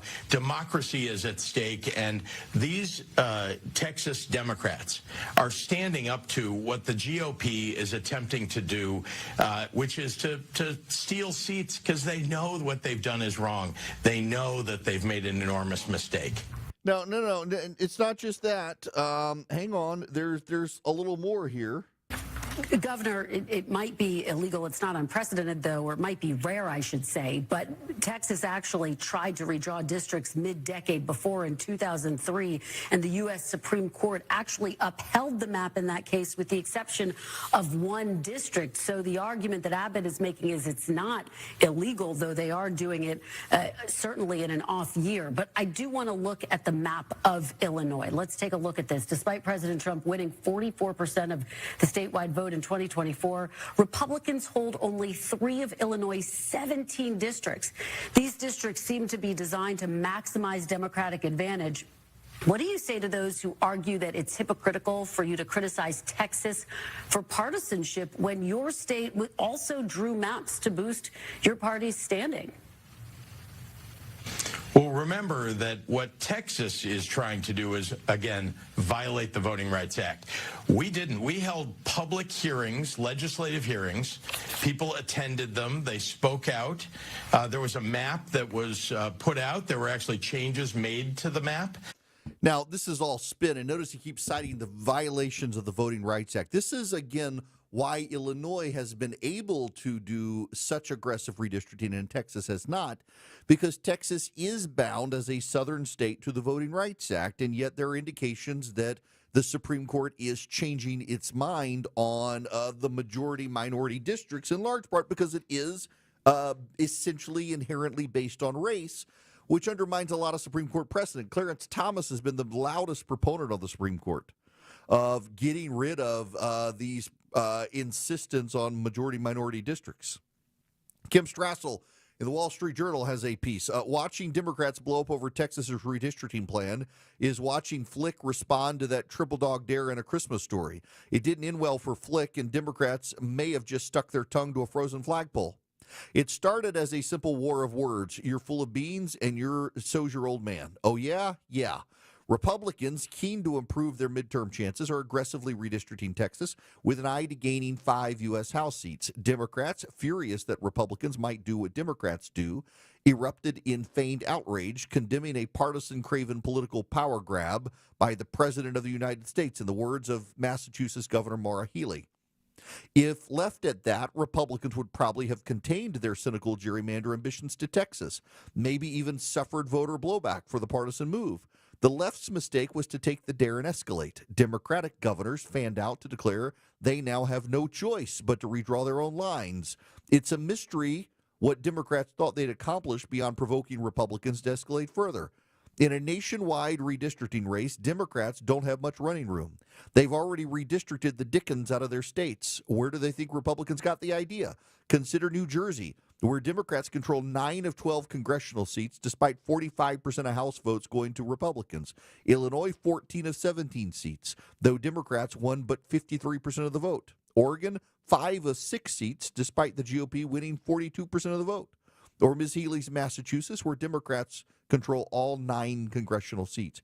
Here's a bit of math provided by the Democratic Legislative Campaign Committee that shows how effective the party has been at gerrymandering. States with Democrat state legislative majorities currently control the lines for about 35 Republican seats, all that's left after their aggressive maps. By contrast, Republican legislative majorities control the lines for 55 Democratic seats. The difference is the GOP advantage in the war Democrats have escalated. Kathy Hochul, of course, knows all about this because their maps in New York were so bad that even the Supreme Court of New York weighed in and said you can't do that. She was called out on that on Fox News Sunday, Let me find the clip here that I had. I had it pulled up. Here we go. Right here. Here's how National Review summarized it. They said it was only 3 years ago that New York's Democratic legislature drew up a map so brazenly contemptuous of basic rules that govern a district's contiguousness that the state's Democrat-dominated Court of Appeals threw it out. The New York Times at the time called those maps comically contorted. That's their quote. So your state's highest court at the time, all the judges appointed by Democratic governors, they threw the maps out. So fair to say Democrats have done what they're now accusing Republicans of doing. No, we followed the rules. We do it every 10 years. We base it on census. But the court said you didn't follow the rules. Well, we did follow the rules. So the court was wrong? Well, we followed the rules. We follow the rules. The court says we're wrong. We follow the rules. Wait a second. Isn't it undermining democracy when you undermine the courts? Is it? I thought that was the rules. And, of course, Beto O'Rourke out there rallying the crowd, saying that if they get back power, they're going to go nonstop doing everything they can in the name of saving democracy. Next time we win power, we're going to drive that car like we stole it. We're going to legalize every dreamer's parents, every hardworking American doing backbreaking work that makes this country so great in the first place, even greater as U.S. citizens. That's right. You got James Carville out there, Beto O'Rourke out there saying, when we get back power, we're going to get rid of the filibuster. We're going to pack the courts. We're going to bring in D.C. We're going to bring in Puerto Rico. We're going to give amnesty. We're going to do all the things that we haven't done. We're going to be as unstrained as we say the Republicans are being. They're developing a frenzy among the grassroots base of the Democratic Party. But the reality is, the data shows Republican states actually could redistrict far more aggressively than they have. And the Democratic states have redistricted so aggressively, they have very little wiggle room to get rid of Republican districts. Very little wiggle room for the Democrats to get rid of Republican districts. GOP has a lot. The Democrats have played their hand very badly here. They could have shut up about Texas, but their basis demanded a fight. Sometimes when you get pushed into fights, you get pushed in not on your own design. You get pushed into a fight, not when you want to get pushed into a fight, and you get pushed into a fight when the other side has an advantage. And the Democratic base is struggling so much against Donald Trump that they have pushed the Democratic Party into a fight at the most inopportune time. The Republican push right now gives an opportunity to the Supreme Court to wipe out one of the last planks of the Voting Rights Act that have kept Republicans constrained in redistricting. And the odds are the votes are there, by the way, in the Supreme Court to get rid of it. That's why the Democrats are so upset, because this fight could otherwise be put off until 2030. But there's another problem here. Democrats have been able to pad their margins with illegal aliens. Donald Trump has now so aggressively eliminated illegal aliens from this country through mass deportations that we're facing net population decline. Here's your wild fact. We have now deported as many people as have been born in this country since Donald Trump was president. There have been a couple million deportations and a couple million births. We have net zero population growth in this country as a result. Forget the exact numbers now. I read it this weekend and now they escape my mind, but exactly the same number of people have been born since January 20th when Donald Trump became president as have been deported from the country. So there's net zero population growth right now. Not the net zero the left wants, but net zero nonetheless. But those illegal immigrants being deported from the country, they impact the map in California, New York, Illinois, and elsewhere in a way that the births actually help the Republicans, because the births are coming from red states, the deportations are coming from blue states, and it is a fact that the Census Department itself under Joe Biden admitted undercounted red states and overcounted blue states in 2020. The census was flawed. That's why the Democrats are in an existential fight right now, because they know when redistricting happens again in 2030, they're not going to be able to undo the damage. Right now, they've got a chance to fight for Congress. If the Republicans gain these seats right now, and things go well for the Republicans in the midterms in 26, by the time we get to 2030, the Democratic states aren't going to have the population to sustain their maps. And Republican states, the Sun Belt states, the Texases and the Floridas and the Georgias and the like, they're going to be picking up states as California, New York, and Illinois and others lose them. That's why the Democrats are giving it their all right now. They have no other choice. Honest. Putting your trust in me to tell you what's going on. Transparent. I need you to know this from the bottom of my heart. Giving you the information without the noise. My job isn't to tell you what you want to hear, it's to tell you the truth. It's the Erick Erickson Show. 120 Coolray Carrier, WSB 24-hour traffic center, dealing with a crash in DeKalb County. It's I-20 westbound, right before Flat Shoals Gresham Road, exit number 63. It's in the second left lane. I think they're about to hold lanes, hopefully to try to get this one off to the right. Elsewhere, we've had a right lane crash in Dunwoody, 285 eastbound, the Interloop Chamblee Dunwoody Road, exit 30, slowing you as you leave Georgia 400. And a crash clearing out in Gwinnett County, Highway 316, right around Sugarloaf Parkway, slowing the ride in both directions. Traffic is brought to you by the Georgia Lottery. Hey, Georgia, remember you can play Georgia Lottery games from almost anywhere on any device. Go to galottery.com and click on DigiGames. Alex Williams, 95.5 WSB. Get the WSB radio app. This story is breaking right now. Get notifications from your source for news. If you have the WSB radio app, then you saw the breaking news. Get the WSB radio app. Don't miss a thing with the WSB app. Download it from the App Store today.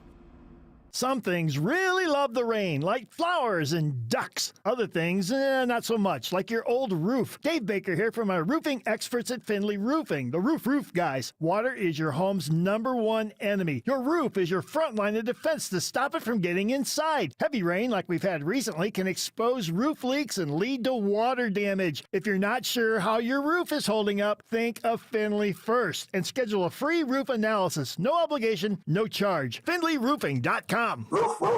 Did you know that eating healthier and more delicious food is not only good for you, but affordable as well? Hi, it's Sue from Bread Beckers with Sue's Healthy Minute. At the Bread Beckers store in Woodstock, we can teach you how to make real, delicious bread loaded with fiber and nutrients from real whole grains. A healthy, delicious, and affordable solution for your family. Eating real bread will satisfy your hunger and greatly reduce the amount of food you need to eat. Plus, your improved health from eating real bread may even reduce the need for frequent doctor visits. That's what Real Bread did for our family. 2 doctor visits with 9 kids in 25 years. I have a degree in food science, and for more than 30 years, I've studied the incredible health benefits of whole grains and real bread. So if you're struggling with bowel issues, high cholesterol, weight gain, warts, or kids who seem to be constantly sick, take the first steps to a healthier, more affordable life. Visit breadbeckers.com or our Bread Beckers store in Woodstock.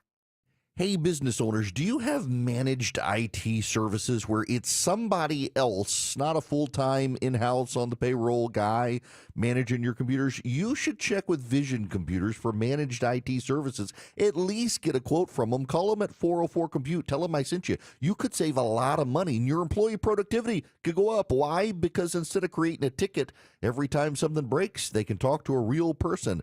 So a lot of studies are out there. Y'all know them. Employees don't like to create IT tickets. They kind of feel dumb when they have to. Instead, they can get on the phone in 15 seconds or less, get the answer to what's going on. It's shockingly low compared to what you're probably paying right now, and it's 15 seconds or less on the phone. It's the biggest no-brainer in business tech support. Vision Computers. Call them at 404-COMPUTE. Tell them Eric sent you. At least talk to them. What do you have to lose? Get a quote from Vision Computers for their managed IT support. Call them at 404-COMPUTE nationwide. At Jape Services, family isn't just a slogan, it's how we do business. Our family has been helping homeowners with their heating and cooling since 1978. And now, we're riding along just like our dad did when he was 14. And today, we're here to help your family stay cool and comfortable. If your AC is struggling, call Jape Services for honest pricing, expert heating and cooling repair, or replacement. Decades of experience, family-run values, service you can trust. Let our family take care of your family. Jape Services. I'm Ed Evans, CEO of Consumer Cellular. We're a different kind of wireless company dedicated to serving people 50 and up, like me. Because let's face it, our needs are different. Big wireless unlimited plans are designed for 20-somethings, not us. At Consumer Cellular, we're focused on one thing, bringing you affordable, reliable rate plans that suit your needs, not ours. How do we do that?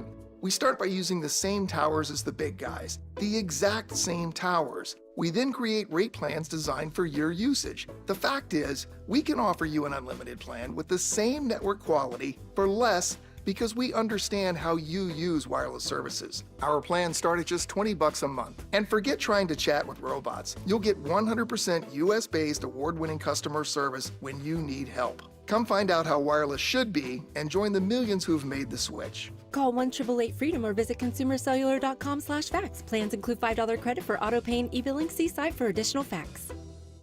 All the news, weather, and traffic you need. 95.5 WSB.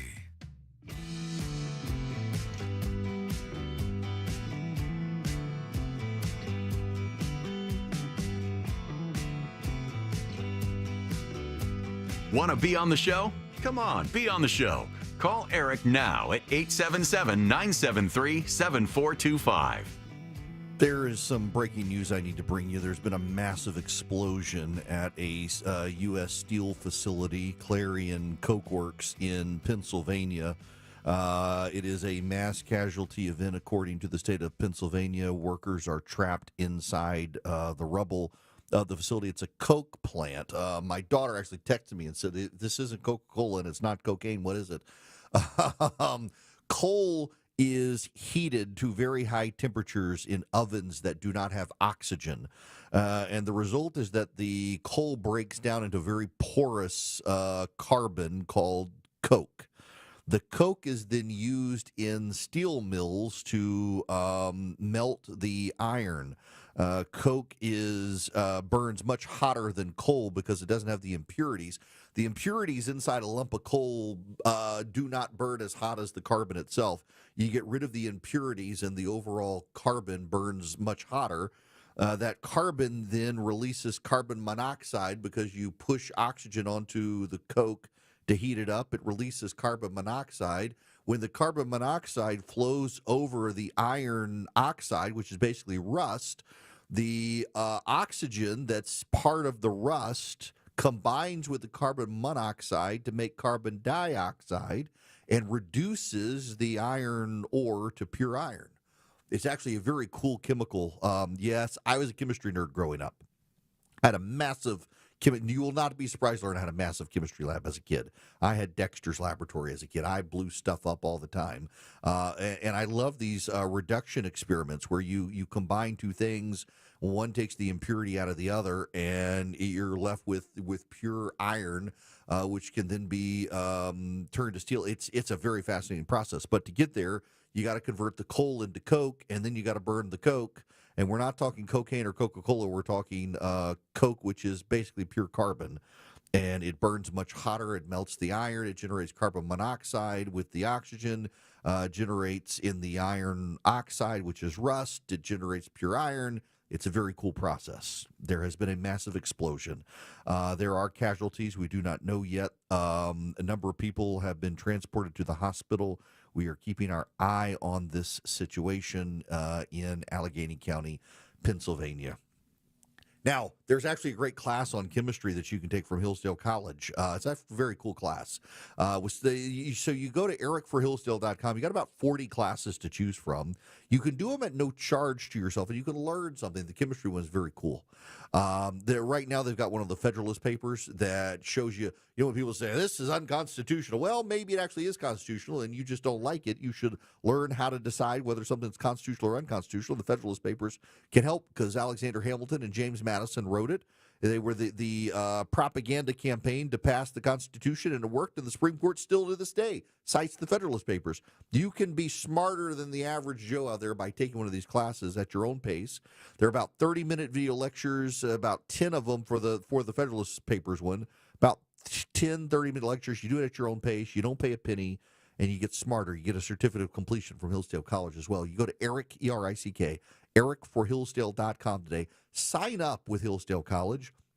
See what is available for you there. They've got 40 classes. Surely you're interested in one. The Federalist one is really cool. So is the chemistry one. ericforhillsdale.com. In Atlanta, there is always something happening. Tanker truck crashed into the median. The Triple Team Traffic Center has you covered. No traffic getting through in either direction. Helping you on your commute. Avoid the area at all costs. Take Highway 155 or Highway 4223. Brought to you by the Cool Ray Lifetime Parts and Labor Warranty. 95.5 WSB, Atlanta's News and Talk. Live from the Superior Plumbing Studios. News, weather, traffic. 95.5 WSB. Atlanta's News and Talk. It is 1:30. Good afternoon. I'm Sabrina Cupid. This news is sponsored by Ben Hill Renovation. Health and Human Services Secretary Robert F. Kennedy Jr. in Atlanta visiting CDC headquarters just days after that gunman opened fire on the facility. He reportedly is meeting with the CDC director, Dr. Susan Menares. The gunman who opened fire on the CDC, 30-year-old Patrick Joseph White of Kennesaw, reportedly told neighbors that he did not trust vaccines and believed that the COVID-19 shot had harmed his health. Your weather for today: cloudy skies, on and off rain showers, and a high of 81, says WSB meteorologist Christina Edwards.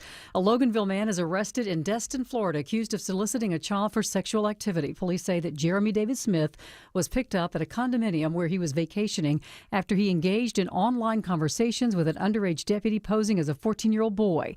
Smith is now facing charges of attempted production of child pornography and using a two-way communication device to facilitate a felony, and for using a computer to solicit a child for sexual activity. A number of people trapped after an explosion at a U.S. steel plant in Pennsylvania. It happened at the U.S. Clairton Coke Works plant south of Pittsburgh. Crews are searching right now through the rubble. Multiple people reportedly injured as well. The extent of the injuries currently unknown. This is the mayor of Clairton. And everyone that works there, and I don't care how young or how old you are, you got to work every day to make a living for your family. You need to go home healthy, and some people are not going to see the same husband or son or somebody that's working the mill, and it's just a sad day for Clairton. It is unclear what led to that explosion. President Trump is placing Washington, D.C. police under federal control as part of his major crackdown on crime. Speaking at the White House today, he said that he will rescue Washington, D.C., calling today Liberation Day. And the Farmer's Almanac is out with its upcoming winter season forecast, and it says most of the country should brace for a cold and very cold winter, and it could linger. It looks like that the winter will hang on for a little bit through March, even through April. As for Georgia, the Almanac says winter for us will consist of average temperatures, with the second week of January bringing in some very cold temperatures, and it'll be a very wet February. It's 1:32. Y'all, there's a way for you to beat tariffs and still get that new kitchen you want. You Google Frugal Kitchens. Right now, you book an appointment with Frugal Kitchens. They're going to give you the Frugal Price Lock, where you're going to be able to get your kitchen remodeled with Frugal Kitchens for a great price with $1 million look, and you'll lock in pre-tariff pricing. Google Frugal Kitchens today, book your appointment this month, and you'll save big and increase the value of your home with that kitchen you've been wanting. Google Frugal Kitchens today. Men, we spend our whole lives asking the question, do I measure up? We're in an endless struggle to be reassured that we do. If you're like me, you've discovered by now that no amount of achievements or recognition ever quiets the nagging question. I want to invite you to discover what I've found, that only in a relationship with God through Jesus Christ can that question find a satisfactory affirmation. In Him, you do and will measure up. This is Tom Gray, and This Stuff Matters. ThisStuffMatters.net. Avoid the stress of listing your home on the market and sell your home fast for all cash with a guaranteed offer from Mark Spain Real Estate. I've served homeowners like you for nearly 30 years and have helped over 67,000 satisfied clients. And I know what matters most: a quick sale and maximum profit. Trust the top real estate team in the U.S. and close with confidence. Find out what your guaranteed offer would be. There's no obligation. Go to markspain.com to get a guaranteed offer on your home today. That's markspain.com, and start packing. Attention men, does ED and PE have you down? Well, great news. Choice Men's Health has the latest breakthrough treatments that can get you up and running. Meet the specialist who is dedicated to helping you perform better than ever in the bedroom. Hi, I'm Dr. Katz, Chief Medical Director at Choice Men's Health. Our custom treatment plans have a 98% success rate at improving ED and PE on your very first visit, even if Viagra and Cialis have failed. Regardless of your age and medical history, we are here and dedicated to help you regain your love life. Don't wait. Call Choice Men's Health now. We are so confident we can help. For a limited time, we're offering to cover your first treatment for free. Call 404-400-1170. Call now to claim your free treatment. 404-400-1170. Results guaranteed on your first visit, or it's free. 404-400-1170. 400-1170. Choice Men's Health, the only choice for your health. Live team coverage of traffic and weather, Alex Williams. All lanes being held right now. I-20 westbound into Cab, Flat Shoals Road, Gresham Road, exit 63. Getting a crash off to the right. Slow from Candler Road, but again, just temporary. Lanes about to reopen. Alex Williams, 95.5 WSB. I'm WSB meteorologist Christina Edwards. Cloudy skies with rain showers and areas of drizzle. Today's high is 81. More news at 2 o'clock. Breaking news when it happens. 95.5 WSB. My friends, welcome. The phone number 877-973-7425. Should you wish to be on the program, as always, text Eric, E-R-I-C-K, to 33777. Get the live stream, the show notes, the podcast, and more. We got to talk about what happened in Cincinnati. I did not immediately talk about what happened in Cincinnati last Wednesday or so because when I see stuff like that take off life on its own on Twitter, I'm always convinced that typically there are facts that are left out, and there have been some concerns that the victims might have provoked the attack. But regardless, it was a brutal attack. A mob attacked two people in downtown Cincinnati last week. Video of the beatdown spread across social media.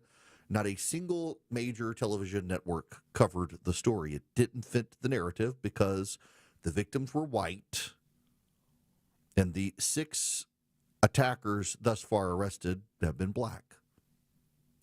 There is some allegation that the man of this in this couple, it was a man and a woman, the man might have provoked the attack, but I'm sorry. The mob attacking them, I know that this is disproportionate. And the media didn't cover it. Now, this is, credit where it's due, this is Robert Woodson Jr., who is writing. He's the president of the Woodson Center. And let me read you some of what he says. Today's media seems to conflagrate over violence only when the perpetrator is white and the victim is black. Then the cameras roll, protests erupt, and hashtags fly. But when races are reversed, the mainstream media buries the incident or ignores it entirely. The same is true of black-on-black violence. Consider the tragic case of Ariana Delane, the 4-year-old niece of George Floyd, who was shot and wounded while sleeping beside her grandmother as gunfire hit their apartment. Despite the horror of her story, it received nowhere near the national attention that followed her uncle's death. Both the girl and Floyd deserved to live in peace. Yet there's national outrage when a black man is killed at the hands of police, but silence when black children are the collateral victims of the senseless violence plaguing our cities every day. During a 2018 spike in violent incidents against Asian Americans, journalists mostly ignored that blacks were the most frequent perpetrators. The truth would have broken the media's worldview that black Americans are always innocent victims.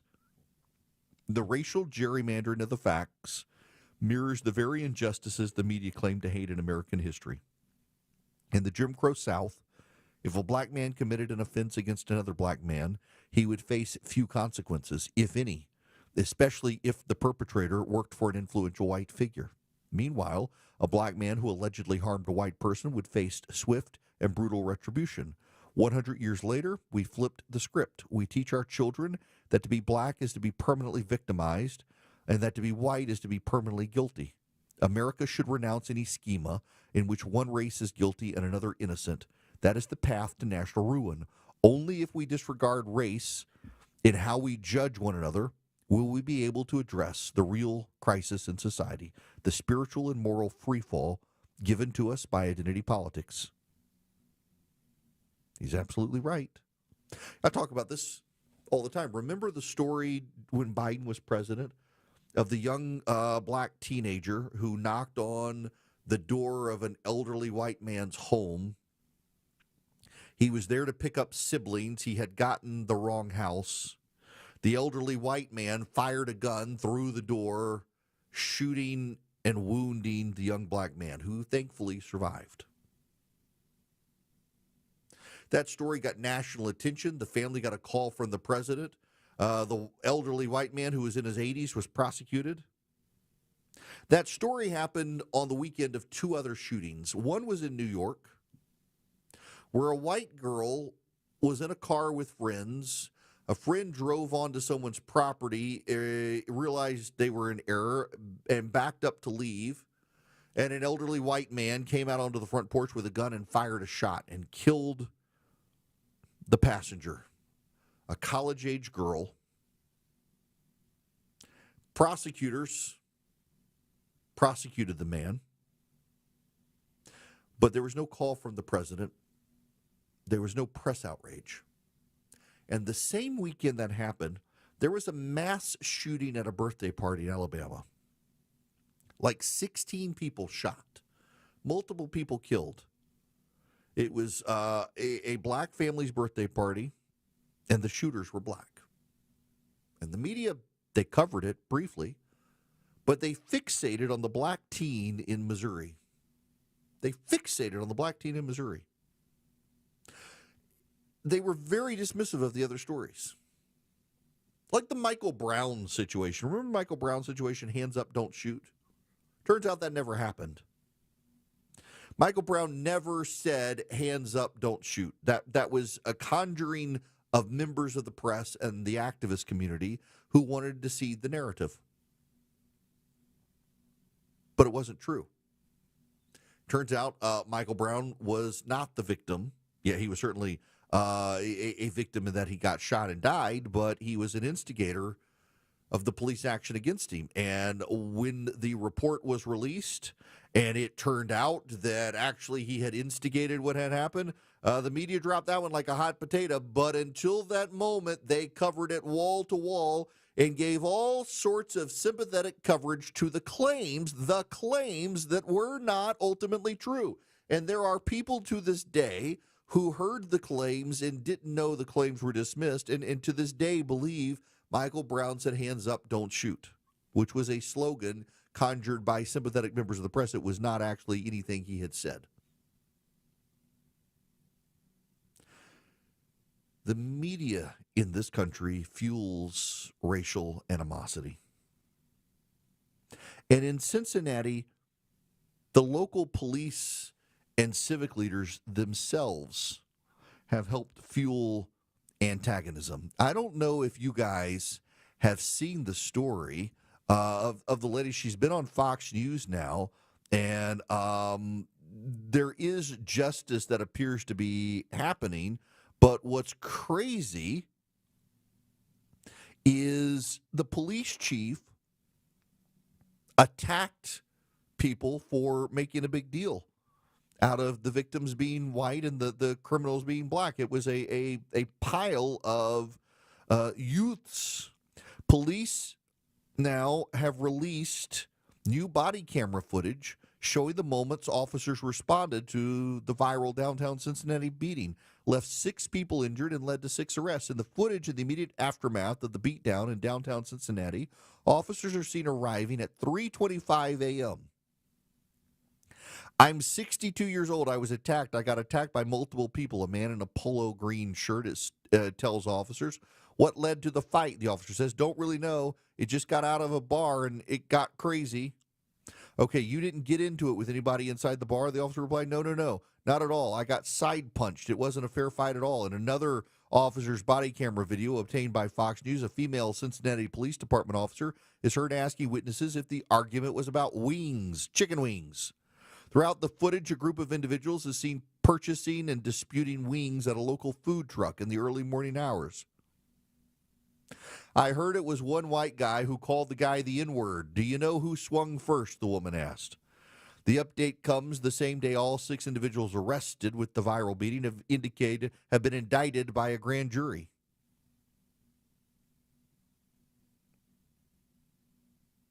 It wasn't just the 2 people who got beaten. It was a group of people who got beaten. And the media, because the attackers were not white, has largely chosen to first cover that, there is an allegation that the man and the couple used the N-word. They were arguing over wings at this food truck, which provoked the fight. But what so much of the media chose not to cover, other than Fox News, is that it wasn't just this couple that got beaten. It was 6 people got attacked. People who just happened to be there. 6 people have been charged. What makes it even more infuriating is that, the chief of police in Cincinnati, who is pretty progressive, and the chief of police there has a history of lashing out at white people for being concerned with crime and other things, lashed out again and seeded the media narrative that basically this was the white folks' fault. Have you seen the pictures of the woman who was beaten? The primary victim? She was brutalized, has bruises all over her face. She's done several interviews now. When police got to the scene, Holly says they did not take a statement from her nor take her information. She says an ambulance was not called for her. She had to go home by Uber. Her experience viewing the attack on video was like watching a movie where someone dies, but they don't know they're dead, and they're looking down at their body, and they see their dead body there, but they're really confused.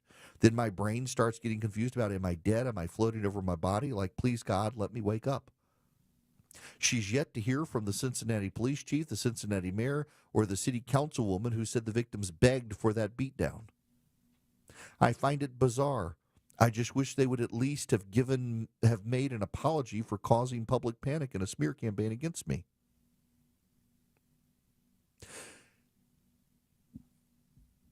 She became a target when police, not yet on the scene and no one stepping in to aid a man being beaten by groups of people, Holly decided she would try to help the victims. I could hear the victims lying on the ground begging for help. One of them specifically said, please, God, somebody help me, crying out to God. I knew that might be his last words, and even though I didn't know him, I felt it was my duty as a human. I wasn't going to stand there and watch him die. She begged the perpetrators to stop beating the man before a man and a woman attacked her from the side and behind. She, this particular woman, Holly is her name, wasn't one of the initial perpetrators, wasn't one of the initial victims. She tried to intervene to stop those people from being beaten, and then she was maligned by a city councilwoman and others saying she essentially got what she deserved for trying to break up the fight. That's what we're dealing with here. It's unfortunate. But what's more unfortunate is the American press corps and a lot of politicians, if it's black perpetrators and white victims, they want to gloss over it. The story can only be told if it's black victims. And this gets back to the Wall Street Journal story. Remember, it came out after the Stop Asian Violence campaign that the majority of violence targeting the Asian community came from young black men in this country. The media, once it came out that that was the case, they moved on as quickly as they could from that story. No good could come from that. They tried to seed a narrative that it was white people attacking Asian men and women around the country, but actually disproportionately it's young black men doing the violence. There's got to be some accountability, but you can't really have accountability when the press corps doesn't even want to be honest and tell the story. That's why you're having the growth of Fox News. That's why you're having the growth of news networks like News Nation, because they're willing to tell the stories that the CNNs, the NBCs, the ABCs, and the CBS of the world, they don't want to tell because the narrative's not right. And by the way, I got to say, when you keep it up because of the narrative, you keep making excuses for people. And it's the excuse making that continues to perpetuate the situation. It's the excuse making. And it's the media covering for people. It's like the anti-Semitic protesters on college campuses. They know they can get away with it because the media is going to attack any conservative who dares say anything negative. But if you're particularly if you're a non-white progressive attacking the Jews, the media gives you a pass. It just perpetuates a cycle of violence because they know they can get away with it. And it's going to be, well, end badly for all of us as a result. Now, the economy right now is well, it's a weird economy right now. Prices are definitely going up. The tariffs are having an impact. Consumer spending is up as well. None of it really makes sense. It's kind of an anomalous economy. We know the American economy is stronger than everyone else's economy, but we have no idea where this thing is going to land. It's why Swiss America wants to help you protect your hard-earned assets. They've been warning about a secret war on cash. You can get a free copy of their report, The Secret War on Cash, by calling or texting 800-289-2646. The all-out war on cash includes digital forms of currency, and it is spreading. So get The Secret War on Cash. Their report is free. Takes less than 15 minutes to read. All you have to do is mention my name, Eric, when you call or text 800-289-2646. That's 800-289-2646. You can also go to SwissAmerica.com/Eric, SwissAmerica.com/ERICK, or just text Eric, ERICK, to 800-289-2646. Let Swiss America help you. Message and data rates may apply. Those who love him, listen to find out what he's going to say next. Those who disagree with him, also listen to see what he's going to say next. It's the Eric Erickson Show. 150 Cool Ray Carrier, WSB 24-hour traffic center. Crash moved off to the right into cab, 20 westbound, Flat Shoals Road, Gresham Road, exit 63. Fire department now there, hanging out in the right lane, but luckily delay is not too bad getting past it. Getting slower in Dorville, 285 eastbound. The inner loop's just seeing volume right now. Trying to ramp on to 85 north. It slows you back toward Peachtree Boulevard. Traffic brought to you by Whole Foods Market. Save up to 40% on back to school with Lunchbox favorites made without 300 plus banned ingredients. Now through September 2nd at Whole Foods Market. Alex Williams, 95.5 WSB. If it's happening on the streets of Atlanta. Cobb County Medical Examiner's Office identifies 57 sets of cremains. If it's happening on the roads leading to Atlanta. Massive project at 285 and Georgia 400 has been a big improvement. We've got it covered. Atlanta jurors convict a former Customs and Border Protection officer. Your 24/7 news source. Covering the stories that impact you. Tune in throughout the day to stay up to date. 95.5 WSB, Atlanta's breaking news station. Hey homeowners, it's Eric Erickson here. Do your windows and doors stick? Are you noticing cracks in the drywall or the brickwork? You might have a big problem. Serious issues need the serious experts at Engineered Solutions of Georgia. Their skills are unmatched, as are their foundation solutions. When these guys repair a problem, it's the last time you'll have to worry about it. Done once, done right. Start today with a free inspection. Go to ESOGrepair.com. That's ESOGrepair.com. Dial 678 ESOG now. Hi, I'm Trisha, your friend and jeweler at Shane Company, where we're all about you, your style, your budget, your dream engagement ring. Are you looking for a style that's classic, modern, vintage, or something in between? Not sure? At Shane Company, we're here to help. We have so much style under one roof because a friend knows you like options. Drop by or visit us at shaneco.com. Shane Company, your friend and jeweler. Hey, now's the time of year you're really enjoying that deck, I bet. Grilling food, sitting out relaxing, having friends over, good times. Dave Baker here from my deck experts, Ben Hill Renovations. I get it though, if you're still dragging your heels a bit on getting a new deck, I know you want to make sure you find the right builder so you can upgrade your outdoor living space correctly and within your budget. So here's a few things to consider when selecting a builder for your deck. You'll want someone who will build your deck up to future county and city code requirements. You'll want a builder who'll pull a permit for the work. Yes, the builder will need a permit, and pulling a permit now saves you headaches in the future. You'll also want different options, styles, types of wood, and colors to choose from. You'll get all that at Ben Hill Renovations, plus superior craftsmanship from their 60 years of experience, and your job will be backed by their workmanship warranty. Visit bhrenovations.com today and schedule a free design consultation at your home. Ben Hill Renovations, creating raving fans since 1964. WSB Atlanta, WSB FM, and HD1 Dorville. 95.5 WSB, Atlanta's news and talk. Our research shows the #1 fear for retirees: uncontrollable economic and market swings. And after the last 5 years, that's totally understandable. But here's the good news. Happy retirees are twice as likely versus unhappy to have a financial plan. A plan can calm those worries. My team at Capital Investment Advisors would love to help your family build a plan you can feel confident about. Just pick a time that works for you at yourwealth.com. That's YOURwealth.com. You gotta take advantage of this. It's Katie Kiley from my good friends at D. Geller & Son Jewelers. They have got for the entire month of August only 0% APR financing for 5 years. Apply easily in a store or at dgeller.com, where you can shop elite bridal designers like Tacori, Verragio, Michael M. and Simon G. And D. Geller's got a huge hand-selected inventory of loose diamonds, plus a curated collection of fine fashion jewelry in Kennesaw, in Sandy Springs, and online at dgeller.com. Your non-stop news source, 95.5 WSB, Atlanta's News and Talk. Join Eric's army of activists and let your voice be heard. Text ARMY to 33777. Welcome back. It's Eric Erickson here. You want your esoteric tariff fallout of the day? As some of you know, my wife is a quilter.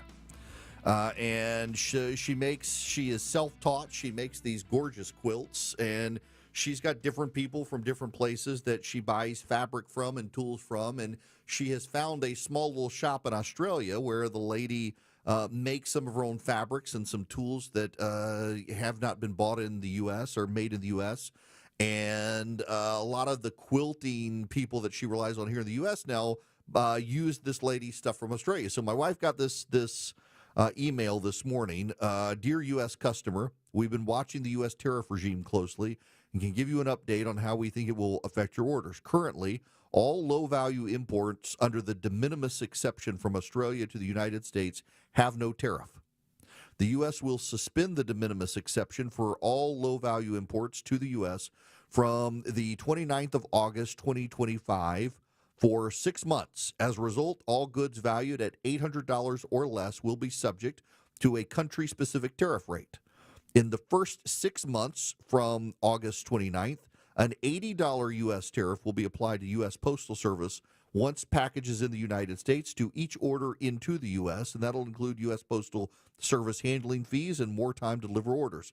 After 6 months, the scheme or the tariffs will revert to the current tariff rate from Australia, which is 10% of the value of the order. The U.S. customer will need to pay the tariff before the package is delivered. Just so you know, new tariffs will apply to any online order you make from anywhere in the world. So essentially, this small business in Australia, my wife sometimes uses for stuff. Any order that she sends for the next 6 months will have an $80 charge added to it, even if it's only like $20. She'll have to pay plus $80. And then after 6 months, it'll just be a 10% tariff. So if she buys $20, it'll become $2. For right now, though, it'll be $100 to get the $20 thing. It's a convoluted mess. And I know some of you are like, oh my gosh, Erickson, your wife quilts? Yeah, there are quilters in the country. My wife is one of them. My wife actually makes a lot of quilts for people whose kids have died. She turns their old clothing, the children's clothing, into quilts for the parents as keepsakes, among other things. And won't be ordering anything from Australia for the near future, given the situation. It's just Arizona iced tea. There's a story in the Wall Street or the New York Times over the weekend. They've had 99-cent iced tea in their tall boy can since 1997. The price is about to go up because the domestic providers of aluminum are raising their prices, knowing they can get away with it because the imported aluminum is still going to be so much more expensive. So costs are going up. And we are headed into the point of the year where most economists said companies would stop eating the costs and pass them on to consumers. And yep, that appears to be happening. The data on price increases is continuing to be negative. When we come back, we got to move on to New York City and the communists they're about to elect. I'm Chris Chandler, and when you join us Tuesday, starting at 5 a.m. for Atlanta's Morning News, the latest on the CDC shooting investigation and the latest reaction to, and why Clark Howard says gas prices haven't really increased much this summer on WSB. That spot on the ceiling, it's only gonna get worse. Hey, it's Dave Baker from my experts at Findlay Roofing, the roof guys. Findlay now has 0% financing available, so it's even easier to get your roof replaced. FindlayRoofing.com. The following is a paid commercial announcement. John Ossoff's never been worried in a grocery store checkout line. Not once. But single moms like Sarah have been. 2 kids, $52,000 a year, tight budget. Just now in Washington, Jon Ossoff voted to raise Sarah's taxes. If Ossoff got his way, Sarah would be paying $1,470 more. Call Senator Ossoff and ask him, why did you vote to raise our taxes? Paid for by Senate Opportunity Fund. 1, 2, 3, 4, 5. Atlanta's best plumbers, call Deep Dive. 6, 7, 8, 9, 10. We'll have your pipes working again. DeepDivePlumbing.com. News, weather, traffic. 95.5 WSB, Atlanta's News and Talk. At 2 o'clock, I'm Bill Caiaccio with our top local story. Health and Human Services Secretary Robert F. Kennedy Jr. visits the CDC in Atlanta today following Friday's shooting. Most employees are not at the CDC campus today, though, as they work from home. CDC employees at the Atlanta headquarters are being encouraged to telework for the remainder of the week as the investigation into the shooting continues. CDC worker and local president of the American Federation of Government Employees, Yolanda Jacobs, says staff shouldn't be rushed back into the office. The trauma is going to set in over the coming days and weeks and months. A lot of them, especially people who are on the campus, they are never going to be the same. The union is also demanding leaders take steps to address the disinformation they say motivated the gunman. In DeKalb County, Jonathan O'Brien, 95.5 WSB. DeKalb County Police have set up a public memorial for Officer David Rose, who was gunned down in Friday's shooting. It's located at the North Central Precinct in Tucker. It is 83 degrees in Atlanta. Spotty rain showers around the next couple of days. Meteorologist Christina Edwards has Atlanta's most accurate and dependable forecast coming up. We are following a developing story in western Pennsylvania this afternoon. Multiple people are trapped after an explosion at a U.S. steel plant south of Pittsburgh. Crews are searching the rubble while several people are reportedly injured as well. The extent of those injuries is currently not known. It's unclear what led to the explosion. President Trump is putting the Washington, D.C. Metro Police Department under federal control. The president also plans to deploy the National Guard. Today, we're formally declaring a public safety emergency. This is an emergency. This is a tragic emergency. The president is promising new steps to control homelessness and crime in the nation's capital. The president says the administration will take similar steps in other cities if necessary. President Trump says Ukraine's leader will not take part in his summit with Vladimir Putin this Friday. The president says he will call Ukrainian President Zelensky and other European leaders after he talks with Putin and possibly set up a meeting for later. Trump says he does not anticipate a deal to end the Ukraine-Russia war after his meeting with Putin. The Georgia Bulldogs are ranked number 5 in the AP preseason college football poll. It's the 8th year in a row the Dogs have started the season ranked in the top 5. Georgia number 4 in the coaches poll that was previously released. Texas also ranked number 1 by the Associated Press, followed by Penn State, Ohio State, and Clemson. Georgia opens the season August 30th against Marshall, and you can hear all the games right here on your home of the Dogs. It is now 2:02. This news is sponsored by Brett Beckers. Up next, live team coverage of traffic and weather. Hey, business owners, do you have managed IT services where it's somebody else, not a full-time in-house on the payroll guy managing your computers? You should check with Vision Computers for managed IT services. At least get a quote from them. Call them at 404-COMPUTE. Tell them I sent you. You could save a lot of money, and your employee productivity could go up. Why? Because instead of creating a ticket every time something breaks, they can talk to a real person. So a lot of studies are out there. Y'all know them. Employees don't like to create IT tickets. They kind of feel dumb when they have to. Instead, they can get on the phone in 15 seconds or less, get the answer to what's going on. It's shockingly low compared to what you're probably paying right now, and it's 15 seconds or less on the phone. It's the biggest no-brainer in business tech support. Vision Computers. Call them at 404-COMPUTE. Tell them Eric sent you. At least talk to them. What do you have to lose? Get a quote from Vision Computers for their managed IT support. Call them at 404-COMPUTE nationwide. Jeff and Roxanne here, proud and local owners of Rhino Shield, the ultimate exterior coating for your home. Rhino Shield isn't just paint, it's better than paint because it will keep your home beautiful, backed by a 25-year transferable warranty. Plus, it comes in any color, even your wife's favorite. Visualize Rhino Shield on your home and get a free estimate at rhinoshieldga.com. Don't paint, don't vinyl, go Rhino Shield. Never paint your house again. Rhino Shield. I'm Brian Parks, head of commercial banking in Atlanta for Ameris Bank. I've been in banking for over 30 years, and my team and I know that businesses have the best results when they work with local bankers who know the Atlanta market. Bankers who will work to understand your business operations and bring good ideas to the table. At Ameris Bank, we do that. I invite you to reach out so we can start a conversation. Visit amerisbank.com/yourbusiness or a local branch near you. Ameris Bank, fiercely yours, member FDIC. Fall's almost here. That means football, tailgates, friends stopping by after school events. So make sure your home is guest ready. I'm Chris Chandler, and Wise Guys Pro Wash had my house, deck, driveway, even my roof looking brand new in just one day. Their soft wash protects your home from any chipping or peeling while making it shine. Their certified technicians will have your home looking its best for everybody coming by. So mention me, Chris Chandler, for $70 off at wiseguysprowash.com. Book now before the schedule fills up. It is 2:05, time for live team coverage of traffic and weather in the 24-hour traffic center. It's Alex Williams. And some better news over in DeKalb County, Bill. We had a crash, was off to the right, then fire department showed up. They were in the right lane, 20 westbound, Gresham, Flat Shoals, exit 63.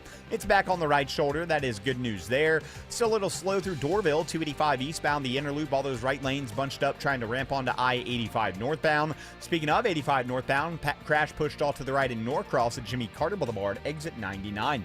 Alex Williams, 95.5 WSB. I'm WSB meteorologist Christina Upwards. Cloudy skies with areas of drizzle and light rain for today, high 81. Lows tonight in the low 70s. Tomorrow, mostly cloudy with scattered rain showers and a few rumbles of thunder, high 83. Wednesday, mostly cloudy with pop-up storms, high 84. A few spotty light rain showers now around on Storm Tracker radar. It's 76 in Woodstock, 82 in Conyers, and 77 in Mableton. More news at 2:30. Breaking news when it happens. I'm Bill Caiaccio, 95.5 WSB.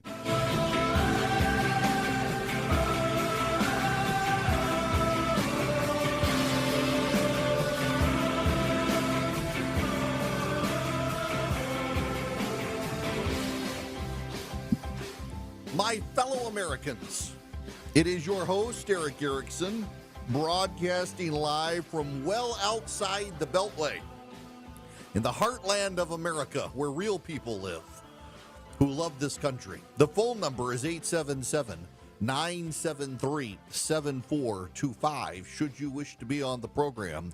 The people of Seattle, Washington, and Minneapolis, Minnesota, and New York City all seem to be on the verge of electing communists to their cities, and I say let them. And I gotta, just as an aside, I have hesitated saying this because I know the reaction that will be generated by it. And until I saw someone the other day who I know who made the same comment and was equally surprised. I don't mean anything by this, and I know that certain people will wish to excoriate me for it, but I did have to check. You know the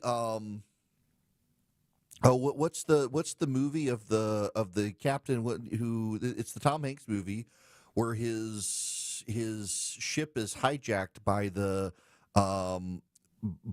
pirate in the Red Sea, and I did have to ask someone if the actor who played the pirate is the guy running for mayor in Minneapolis. They look alike. They did, and no, apparently different people, but doppelganger. Some people will eat you alive for making that point. But a buddy of mine the other day, who's a good progressive, asked the same thing. It's like, no, I mean, there's a striking similarity there between that actor and the guy running in Minneapolis. But nope, the guy running in Minneapolis is a dyed-in-the-wool communist. And so is Mamdani in New York City. Now, here's the thing about so many of the leading communists in this country, whether it's Elizabeth Warren or Bernie Sanders or Mamdani in New York, they're pretty well-off people. I know someone who was at the Harvard Law School when Elizabeth Warren was there, who tells the story that misfortune befell a member of the staff, a secretary at the Harvard Law School, and that Elizabeth Warren and her husband were one of the very few couples there who did not wish to help the person. Everyone else was pretty charitable, and Elizabeth Warren had a very striking reputation when she was at Harvard Law School of not being the most charitable person. that tends to be with communists. They tend to believe that we give our money to the government and the government can take care of everything. We ourselves don't have to do it individually. You know, Christians in the United States are the most charitable group of people, particularly evangelical Christians. Conservative Bible-believing Christians in this country demographically give more money to charity than any other group. Why? Because God tells them to. Tithing, 10%. I will admit to being a terrible tither. I am. We've been working on paying off a lot of debts and have not tithed as generously as I should and feel bad about it, and we're working on getting back to 10%. But I've also given a lot of money to Christian groups beyond my church that to some degree make up for it, but I think you got to give it to your church in any event. Off that tangent, Christian conservatives tend to be the most generous in this country, and who tends to be the least generous? White progressives tend to give less money to charitable causes than any other group. Think about this. A black liberal is more likely to give money to a charitable group than a white progressive, which is really striking. And what you find with these communists in power is that they want you and me to sacrifice so they don't have to. So take Mamdani. Andrew Cuomo is now attacking Mamdani for living in a rent-subsidized housing in New York City. The man not only makes a good living, as does his wife, but he's from a very wealthy family. And instead of relying on his income or his family, he's living in a rent-stabilized apartment that could go to someone who actually is poor and could use the apartment, and he's not giving it up. And Cuomo's making that an attack on him. It's yet another limousine liberal situation where the guy wants rent-controlled apartments for everybody who needs it, and he doesn't, but he's not willing to give his up. George Will was on, I think it was Bill Maher's show the other night. This must be horrible for a guy like you, who you spent your whole life talking about how government tries to do too much, which it does, and spends too much. And here you have Trump, who is the Republican, who is aggrandizing more power than anybody, as we just talked about. And on the other side, you have the guy running in New York, Mamdani, right? Okay, who's like a straight-up communist. I mean, he is. He talks about, you know, the things that communists say. I mean, he wants free grocery stores, free buses. I want him to win. You want him to win? Yeah. I think every 20 years or so. Wait. Every 20 years or so, we need a conspicuous, confined experiment with socialism so we can crack it up again. Socialist slogan used to be, workers of the world unite, you have nothing to lose but your chains. The new socialist slogan is, trust us, this time it won't be a mess. He's not wrong. That's George Will. He's right. I'm with George Will on this. I want Mamdani to win in New York City, and he is blessed by a group of fools running against him. Now, this will get me in trouble with some people on the right, but Curtis Silva doesn't have a chance in hell of winning in New York City. He's a perennial candidate who is known for his hat that he wears, his whatchamacallit that he wears. He's not going to win, and he won't get out of the race to allow someone else to win because he's a perennial candidate, and this is the closest he's come to being mayor of New York, so he won't get out of the way. Eric Adams is not going to get out of the way because he's the incumbent mayor who is insistent that if it wasn't for Cuomo or Silva, he'd be running away with it. And Cuomo will not get out of the way because he's Andrew Cuomo and is a massively arrogant politician who thinks he's entitled to be in elected office. And his campaign is run by a bunch of buffoons who are getting rich off an idiot candidate. Mamdani, the odds are, is going to win this election. And I want New York to get his policies good and hard. Because the Democrats in New York are convinced that he is going to fight Donald Trump and revitalize New York. Now, you've had a communist in New York before. Bill de Blasio was actually a communist. Socialist, maybe, charitably, but communist. And New York did not descend. And the reason New York did not descend is because Bill de Blasio largely was opposed by the then governor of New York, Andrew Cuomo, and the state legislature. None of those checks are in place now for Mamdani. Kathy Hochul will let him do what he wants, as will the New York legislature. They'll give him what he wants, and New York will get it good and hard. And they should, because we need not New Yorkers, but the rest of America to see what happens. We need this experiment to go forward. We need Mamdani so the rest of the world can be reminded that communism fails every time it's tried. And communism by rich people tends to fail harder than all the other types of communism. Because they want you and me to sacrifice. They don't want to sacrifice. Then you call them out on their hypocrisy, and they attack. I'm a little bit perturbed. I'm going to be honest with you. I might as well make you mad. I'm a little bit perturbed. We've got Donald Trump and the GOP right now doing this state-based capitalism, which isn't any better than socialism. It's a populist version, a right-wing populist version of government control of companies. And we've got now the Democrats embracing communism. Can we get a real free marketeer in here to just say, let the American people do what they want? Can we get someone in here who actually values allowing the American people to decide for themselves? I mean, all the tariff is the government telling us who we can shop and not shop with by using the power of taxes to curb our behavior. Now you got the communists in New York who want to take over New York City and run it into the ground, claiming that they're going to build a workers' paradise. There is no workers' paradise. Here's what's going to happen. If Mamdani takes over and he's allowed to do what he wants to do, you're going to see a capital flight from New York City. You're going to see the wealthy go. And so what's going to happen is the Elizabeth Warrens of the world, the Mamdamis of the world, the Alexandria Ocasio-Cortezes and the Bernie Sanders of the world, they're not going to take accountability for their own policies. They're going to blame the wealthy. Like, for example, on the right, there are a lot of people who have long opposed tariffs, who now love tariffs because Donald Trump says they're good. And one of the things economists warned about before the tariffs went into effect is that local domestic producers would raise prices because when the tariffs increased the prices of importers, the domestic creators would be able to raise their prices and get away with it because the imports would still be higher. That is now happening. We now have the data to show it's happening. And people are like, well, that's not a bad thing because they're going to be able to pay people more, except you and me, we don't work for those companies, so we're going to be paying through the teeth. We're not going to be making the higher salaries from them. And the communists say, well, it's the rich people who fled the city. We need to now expand the communism nationwide so the rich people can't flee from us, except the rich people will flee overseas. The rich people have a way of moving their money that the poor person doesn't. And the poor person will be stuck with the poor policy decisions that come from these progressives. Yes, buddy of mine just sent me the H.L. Mencken quote.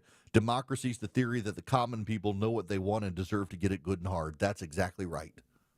That's what that is New York City. Perfectly describes New York City. George Will is right. We need the communists to win in New York City. We need them to. Not for us, but for everyone else to be able to see and witness what these policies are like. Because the Democrats claim these policies are great. But you know what? The National Press Corps doesn't live in San Francisco. San Francisco has had these policies for quite some time. And what's happened? San Francisco is actually swinging back to the right. Now, they're so far left that any swing to the right is still further left than you and me, but they're swinging back to a degree. They got rid of their wackadoo progressive prosecutor. They've got a more moderate mayor than they've had. They're now purging the school board of progressives in San Francisco. They're trying to fix it. In New York City, they're trying to swing as far left as San Francisco was. And because the National Press Corps is headquartered in New York City, they're going to have to deal with the consequences. And they'll think they can escape it. They'll have their drivers. They'll have their condominiums. They'll have their co-ops. They'll be protected for most of it, but not all of it. Mamdani wants to get rid of their he wants to get rid of their STEM schools. He wants to get rid of their honor schools. He wants to get rid of their special public schools that they send their kids to because he says those are discriminatory. By allowing the smart kids to go to their own schools, they're discriminating against the poor. That's what he actually argues. He wants to have government-run grocery stores. He wants to compete against private enterprise using taxpayer dollars as a subsidy for reckless decisions. We should let him. And when it fails, because we know it will, everyone will be reminded. And it will fail. What free market economists said would happen with tariffs is happening with tariffs. Prices are going up. Companies ate into their profits to keep prices from going up on consumers, and now they've had enough. The tariffs are here to stay. They're going to start raising prices. I knew it was going to happen. Many of you got mad at me for pointing it out. Many of you are still in denial, insisting it's not so. Same thing happens with the left when it comes to these communist policies. They say it's not going to be so, and then they look for someone to blame. But I can tell you it's going to be so. And here's why I knew that companies would raise prices when tariffs went up, and how I know the fallout in New York is going to be bad. Because the only worldview that accurately counts for humanity is the Christian worldview, of which I am one. We live in a fallen world, and we are all sinners. It is what our founders knew. Our founders were more deist than Christians, but they understood that people are fallen, people are sinners, and people are not inherently good. And they need to be divided against each other through a series of checks and balances and engage in arm-length transactions. What the communists do not appreciate, what they can't understand, because they reject the idea of God, they think that people can inherently become blank slates and they can be taught inherently to be good, and they can't because we have a sin nature. And what the communists have interpreted it as is the capitalists are bad and the capitalists have infiltrated the system. And you know who the capitalists are to the communists? The capitalists are any people who do not allow the communists to have a luxurious existence on the backs of the poor. So they'll find someone to blame other than themselves, but they're a minority. Give them New York City and let that city fall to the communists so that the rest of us can use it as a startling example of just how bad communism is. And so the rest of America can be shaken out of this dabbling and flirtation with state control that we're getting on the left and the right now. When the state controls your life, it's inefficient and makes decisions for you that are not necessarily in your best interest. And it doesn't matter whether they're on the right or the left. You in an arm's length transaction know best for your family, not the government. When the truth seems hazy, Eric will clear the way. It's the Eric Erickson Show. 221 Cool Day Carrier, WSB 24-hour traffic center. Traffic troopers called me about this, and I see it now on the jam cam. If you're all slow I-20 eastbound passing Candler Road, exit 65, it's due to traffic pacing working your way into that work zone passing I-285, exit 67. So you are slow as all lanes are being paced, but it will only be temporary. Downtown a little slow, 75-85 south through Midtown starting at 17th Street. Traffic brought to you by the Behavioral Health and Developmental Disabilities. Hey Teens, Teen Summit hits Duluth September 6th. Live music from Jonah Murray, keynotes by Doug Middleton, college panel, free lunch. Don't miss it. Register now at preventsuicidega.org. Alex Williams, 95.5 WSB. The news of the day through the eyes of Eric Von Hessler. It's the only way to do any kind of reform of the federal government. If it's on your mind, it's on his. I don't remember it. Eric Von Hessler. Today at 3. Who are you speaking for? 95.5 WSB, Atlanta's News and Talk. Hey homeowners, it's Eric Erickson here. Do your windows and doors stick? Are you noticing cracks in the drywall or the brickwork? You might have a big problem. Serious issues need the serious experts at Engineered Solutions of Georgia. Their skills are unmatched, as are their foundation solutions. When these guys repair a problem, it's the last time you'll have to worry about it. Done once, done right. Start today with a free inspection. Go to ESOGrepair.com. That's ESOGrepair.com. Dial 678 ESOG now.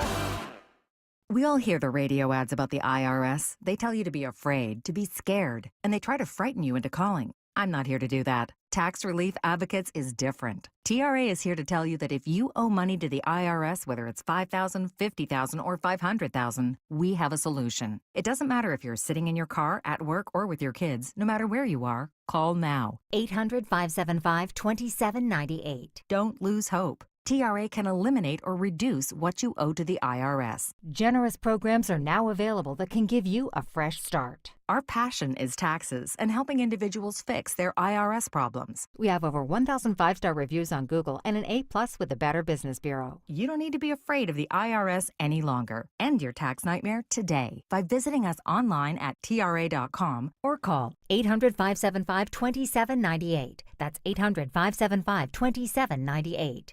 Tax Relief Advocates. Real solutions for real people. This is Scott Slade, and nothing takes the place of time when it comes to spotting problems with your health, especially cancer. The earlier, the better. That's where virtual imaging comes in. Virtual Imaging's LDCT core body scan can be invaluable, giving you more time for you and your loved ones to take charge of your health. They can detect tumors as early as precancerous virtually anywhere in your body and aneurysms you may not even know are there. Due to overwhelming demand for a limited time, their $995 core body scan offer has been extended. It's a $2,495 value. Early detection saves lives, and now it's more affordable than ever. Virtual Imaging has gotten such great response to this offer that they've opened up more times in both offices, but appointments will fill up fast, so don't wait. Some minimum requirements may apply. Early detection is your best protection. To schedule your virtual imaging $995 core body scan, call 770-678-SCAN. That's 770-678-SCAN. Or make an appointment by visiting their website at virtualimagingatl.com. Did you know that warts are caused by a virus? Hi, it's Sue from Bread Beckers with Sue's Healthy Minute. A customer at Bread Beckers shared her story of frustration. Her daughter had warts, over 500 of them. Her beautiful, healthy daughter could not get rid of warts despite trying doctors, burning, freezing, ointments, you name it. We taught this woman that every nutrient needed to protect ourselves from viruses can be found in whole grains and real bread. She bought everything needed from Bread Beckers to make her own real bread at home. With this one simple change, her daughter's warts were gone in just 2.5 weeks for good. I have a degree in food science, and for more than 30 years, I've studied the incredible health benefits of whole grains and real bread. If you're struggling with warts, high cholesterol, bowel issues, or kids who seem to be constantly sick, take the first step to a healthier life. Visit breadbeckers.com or our Bread Beckers store in Woodstock. Hey guys, you looking for a simple solution to hair loss this summer? Well, get Advanced Hair's breakthrough one-day treatment during their once-yearly summer savings event. It's Mark Aaron back with you. Check this out. Your own natural hair begins to regrow the very next day, and Advanced Hair guarantees it will grow. Take advantage of your flexible summer calendar and get the most hair for your dollar during Advanced Hair's best offer ever. For details and free consultations, call 470-660-HAIR or online at advancedhair.com. 95.5 WSB, Atlanta's News and Talk.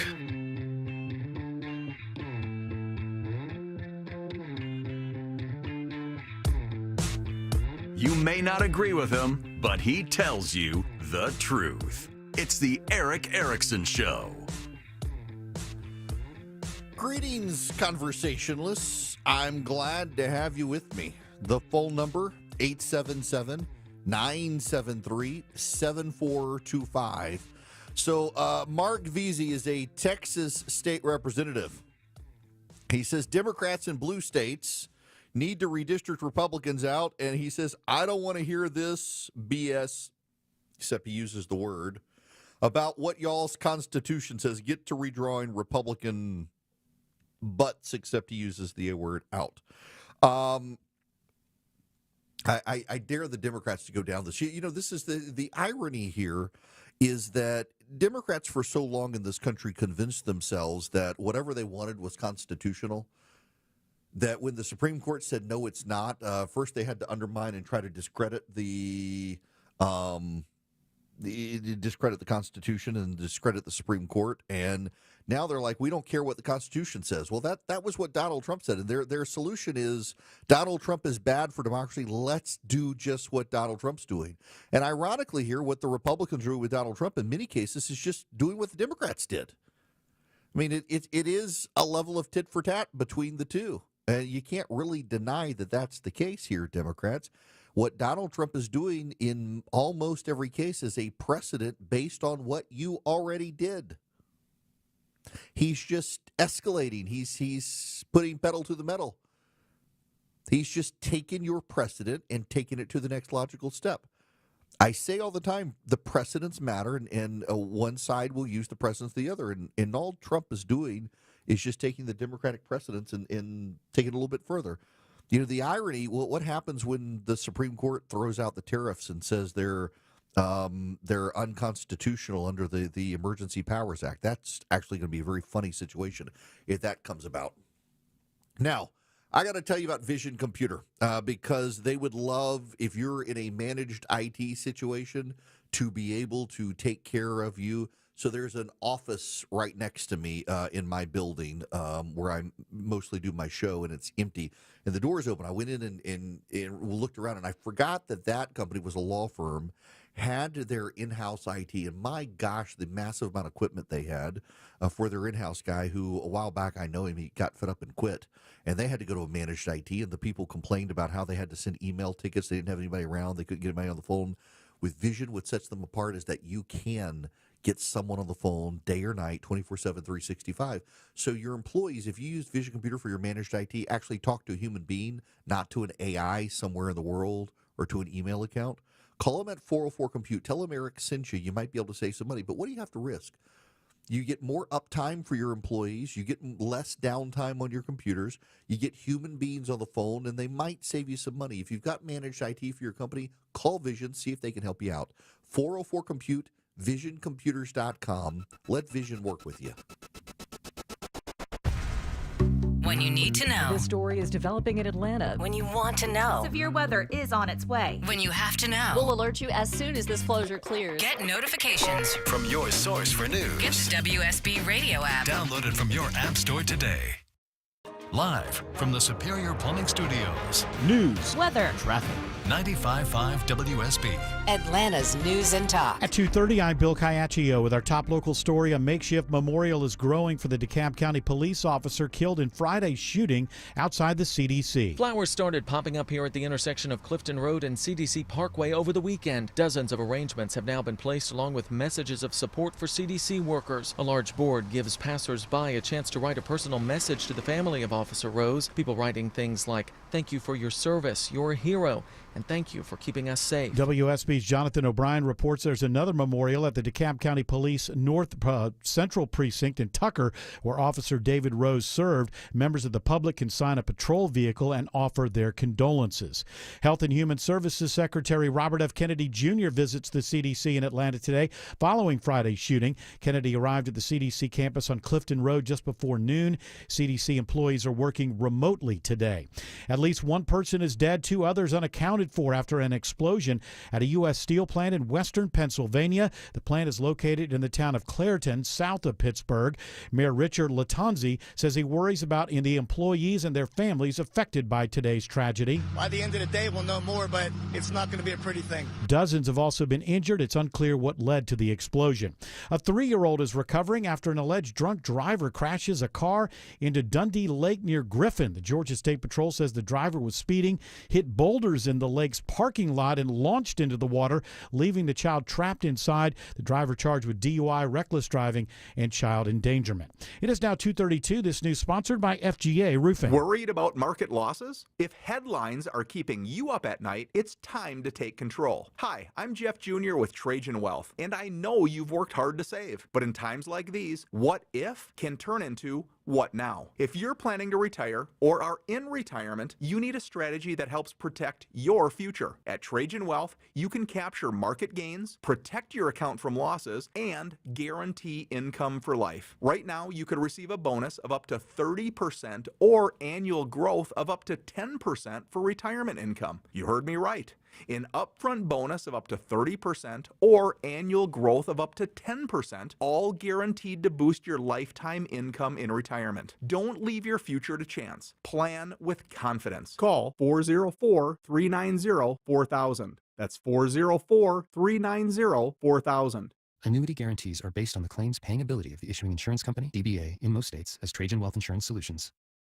Attention men, does ED and PE have you down? Well, great news. Choice Men's Health has the latest breakthrough treatments that can get you up and running. Meet the specialist who is dedicated to helping you perform better than ever in the bedroom. Hi, I'm Dr. Katz, Chief Medical Director at Choice Men's Health. Our custom treatment plans have a 98% success rate at improving ED and PE on your very first visit, even if Viagra and Cialis have failed. Regardless of your age and medical history, we are here and dedicated to help you regain your love life. Don't wait. Call Choice Men's Health now. We are so confident we can help. For a limited time, we're offering to cover your first treatment for free. Call 404-400-1170. Call now to claim your free treatment. 404-400-1170. Results guaranteed on your first visit or it's free. 404-400-1170. Choice Men's Health, the only choice for your health. Joel, it's Eric. I know some of you are concerned about tariff prices impacting things in your lives, including kitchen remodels. Well, listen to this. You can book an appointment this month with Frugal Kitchens and get the Frugal Price Lock. They will lock you into pre-tariff prices. All you got to do is Google Frugal Kitchens for details, and they're offering 0% financing. You want your kitchen remodeled, you want to add value to your home, you're worried about tariffs, here's your opportunity. Google Frugal Kitchens. Start that kitchen redesign today. At 2:34, Alex Williams in the traffic center. Earlier traffic pacing over into DeKalb has wrapped up. It was I-20 eastbound and just east of Candler Road, exit 65. Again, all lanes back open, so delays improved there. 285 east and southbound bunching up in DeKalb County, getting past I-85 Spaghetti Junction there between Dorville and Tucker. And a few brake lights, 75 north up into Kennesaw out of Marietta from Highway 5 up toward Barrett Parkway in Chastain Road. Alex Williams, 95.5 WSB. This is WSB meteorologist Christina Upwards. Cloudy skies with off and on rain showers and areas of drizzle today. High 81. Lows tonight in the low 70s. Tomorrow, mostly cloudy with scattered rain showers. High 83. Cloudy skies on Wednesday with pop-up storms. High 84. 84 now in Midtown Atlanta. More news at 3 o'clock. Breaking news when it happens. I'm Bill Caiaccio, 95.5 WSB. It's the Eric Erickson Show. Hello. Well, have you heard about the New World screwworm? Coming soon to a state near you, except probably not. Okay. Again, it's a pet peeve of mine, and it's also my number one rule of understanding the media, that the media covers the victims when Republicans are in charge and the beneficiaries when Democrats are in charge. They're sounding the alarm about the New World screwworm. The New World screwworm has been around a very long time, and it's kind of horrific. The screwworm exists down in southern Panama and into South America, and there are parts of the Caribbean as well. And the United States and Central American countries have for a very, very long time waged a war against the screwworm that's been largely successful. And what they do is they drop sterilized flies, genetically modified flies, into Central America that breed with the flies that produce the screwworm, and they essentially make those flies sterile, and they wipe themselves out. It's actually been a pretty massive, well-done population. So female flies can drop lots and lots of eggs out there, and the administration breeds and sterilizes billions of flies that then drop in Mexico and southern Texas, and they wind up wiping out the production of the screwworm. Now, what the screwworm is a maggot. It is the larvae of these flies, and essentially this particular fly lays lots of eggs in open flesh. So if there is a cow or a sheep or a tourist or a deer with an open wound, the flies lay their eggs. And when the larvae hatch, they are screw-shaped and screw down into the flesh and kill the flesh and consume it. It's very painful. The wounds, I'm trying not to gag thinking about them on radio. I made the mistake of Googling the picture. They're very parasitic. Now, it's rare to have human infestation, but it can happen. And it's really gross and painful. The Americans, the Mexicans, the Guatemalans, the Hondurans, the Nicaraguans, the Costa Ricans, the Panamanians, all these people, all these countries have worked together for a very long time to keep the screwworm in the Darien Gap. But it started spreading. Why? The media wants you to blame Donald Trump, but it's not really true. The Panamanians have been distracted by internal problems, as have the Hondurans and the Nicaraguans and the Costa Ricans and the Guatemalans. And the Mexicans are, of course, at war with themselves. And so all of them have kind of dropped the ball on the eradication of the screwworm, and it has begun spreading north again. and now it's almost to northern Mexico, and if so, it's going to get into California, Arizona, New Mexico, and the United States. The Texas Department of Agriculture has announced it's deploying synthetic bait called swarm lure to attract the flies with a scent similar to open wounds that will kill 90% of them on contact. They're also adding a feed additive to livestock and deer that if the flies ingest it will kill them and their larvae. The Texas agriculture industry is on this because Texas ranchers know the threat. Brooke Rollins, who is the Secretary of Agriculture, has been working with Mexico as well to eradicate the bugs before they get to the country as they've advanced. She's trying to get the Panamanians to re-engage the process as well. The Panamanians are the first ones who dropped the ball on this. Wasn't us. But as you can imagine, there's been a surge in Panama. Panama has been distracted, and, well, the Trump administration cut some jobs. That's kind of it, isn't it? It's kind of it. Whenever there's a job cut, the media rushes to assume that it is an essential job. This is from Axios, of course. Screwworm's a pretty specialized thing, right? Says Dr. Kevin Shea, former administrator of the Animal and Plant Health Inspection Services, told the New York Times. Not too many people know about it or have ever worked on it. And if you lose the people with the expertise, that's a big problem. So they're blaming the cuts. 15,000 USDA employees have been let go. And now the American and the Mexican governments are having trouble. Judy McCullough, a rancher in Wyoming, still remembers the blood sprayed on the barn walls, the smell of burning tar, and the fear of finding a maggot nestled in the broken hide of a cow. More than 70 years ago, when Ms. McCullough was a child on her father's cattle ranch, the New World screwworm was all but certain to incite dread. Feeding on the flesh of the live cattle, it laid eggs and open wounds, killing the animals if it went untreated. Ranchers resorted to preventative measures, spraying noxious pesticides, dehorning and castrating calves in colder months than screwworm larvae could not survive, and branding using a tar mixture to minimize open flesh. Nothing's nastier than that maggot, Ms. McCullough, 79, recalled. In the aftermath of a gory dehorning, she pointed to the care that people took of the wounds, even on themselves, given that the fly could be deadly to humans. Since the 1970s, the screwworm has stayed out of the United States, kept at bay by an eradication campaign that's prevented the large-scale loss of livestock and wildlife and saved the cattle industry $2.3 billion a year. But after breaching a biological barrier in Panama in 2022, the flesh-eating parasite is at risk of returning. The U.S. and Mexico are deploying countermeasures, but of course,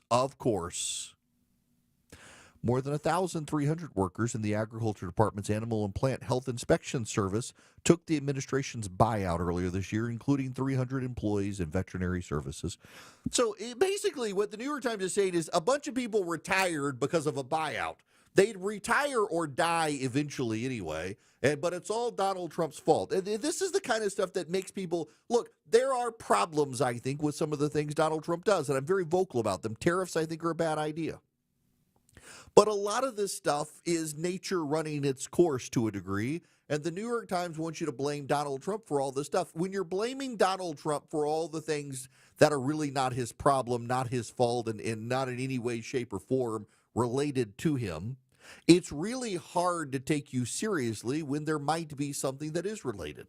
So yes, the Trump administration did deploy buyouts of people who were headed towards retirement anyway.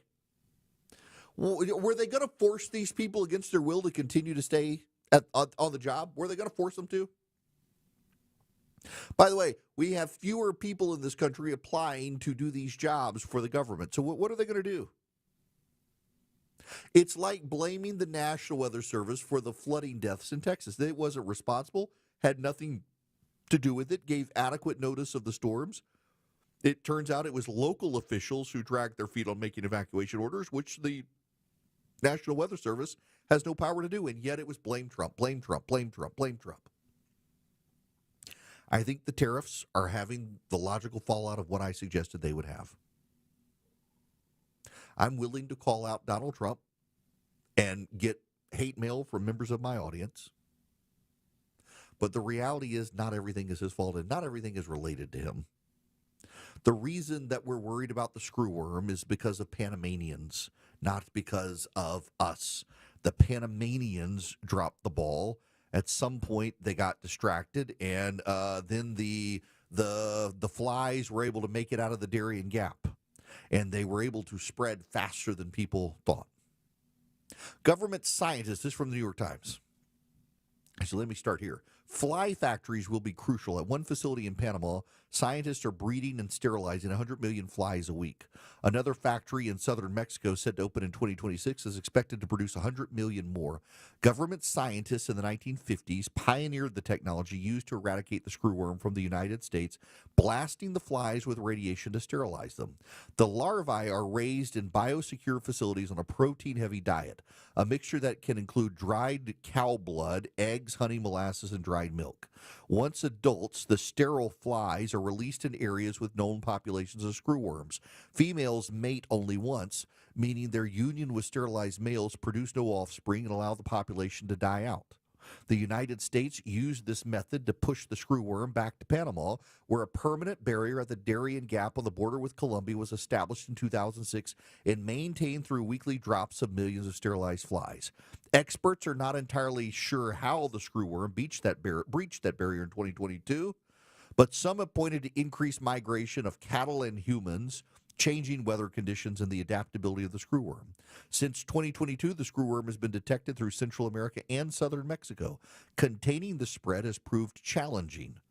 The government estimates it would take several years of intensive efforts to eradicate the current outbreak, so ramping up sterile fly production is key. The government of the United States is doing what needs to be done. Brooke Rollins is from Texas. She ran the Texas Public Policy Foundation. She has a background in agriculture. She understands the necessity of fighting the screwworm. She understands it. They're ramping up production. And by the way, you should know, the government of the United States, the budget for this has not been cut. In fact, the U.S. government is going to allocate even more funds, over $270 million, to increase production of the sterile fly. And yet somehow the media wants to blame the Trump administration for this. Look, I'm concerned with, for example, the National Weather Service and the NOAA. They've had to rehire back about 150 people because it turns out that some of the people that DOGE cut were launching the weather balloons. And DOGE actually thought that we could pick up a lot of the wind patterns from satellites that you actually do have to have the weather balloons for. So they're having to hire back the people to relaunch the weather balloons that DOGE cuts decided we didn't have to have. And they overestimated the cuts that we could have, and now they're being hired back. But the people who are being let go from the ag department, you don't need them to breed sterile flies. We have the research. When the media can't distinguish between one bad thing and another, and everything is all hysterically about Trump's fault, what happens is that people tune out the entire situation. The media went overboard protecting Joe Biden constantly. The media decided that any flub that Joe Biden had to be memory hold. Donald Trump today in his press conference about going to meet Putin in Alaska said he was going to meet Putin in Russia. The media, it's been a blaring headline all day from the Drudge Report to the New York Times that Donald Trump said Alaska was Russia. In a way they would not have if Joe Biden. This is why you can't treat these people seriously. And I continue to maintain we actually do need a free press in this country. We need a free press. We do. We need a free press because a free people need a free press. But we don't have a free press. We have a press that is hijacked by its biases and hatred of the right. We have a press that is biased and hijacked by its hatred of Donald Trump. And every story they have, including the illegitimate stories, they all tie every single story to Donald Trump. You know, notice I've done 4 segments of this 3-hour radio program today, 4 major segments that had nothing to do with Donald Trump. Because I have a sneaking suspicion that, like me, we're 6 months in and y'all are exhausted with everything being about Donald Trump. There is way more to life than Donald Trump. And yet the American media, they've got this sick symbiotic relationship with him where they feel the need to tie every single story to Donald Trump, whether to hate him or just make money off of him. There is way more to life than Donald Trump. There's way more to the national political story than Donald Trump. There's way more to national economic news than Donald Trump. There's way more to every news story than just Donald Trump. And the media can't get out of their way to actually figure out the truth. They'd rather just blame Trump for everything, which is absurd. Let me tell you about Old Glory Bank. They want to get out of your way and just let you have a bank that lets you bank. OldGloryBank.com/Eric is where you can go. They're an online bank. Now, they don't have the physical branch location for you to go to, and that's okay because they figure out how you can deposit cash nonetheless. They have great business checking programs. If you need a loan or you're a business, they've got great hands-on support for you. OldGloryBank.com/Eric is the website. OldGloryBank.com/ERICK. I've got a checking and a savings account with Old Glory Bank. I filled out the form online. And now you go to oldglorybank.com/Eric, fill out the same form. It takes less than 8 minutes. You can get up and going. They've got great bill pay apps, great budgeting tools. They're just a good online bank. If you need a bank alternative from your current bank, Old Glory Bank became mine. I had an online bank that I liked, except I couldn't deposit cash, and it was a big frustration of mine. Old Glory Bank figured that out. oldglorybank.com/Eric. oldglorybank.com/ERICK. Member FDIC, equal housing lender. Terms and conditions apply. Follow Eric on X, Instagram, Facebook, YouTube, and Rumble. Search EW Erickson. 250 Coolray Carrier, WSB 24-hour traffic center. Traffic Trooper Harry let us know about a crash in Sandy Springs. Could still be impacting that right lane, 400 northbound before Northridge Road exit 6, but the delays behind it have gotten a little bit better. Traveling downtown, the volume's starting to pick up from the 85-400 merge, sluggish down toward I-20.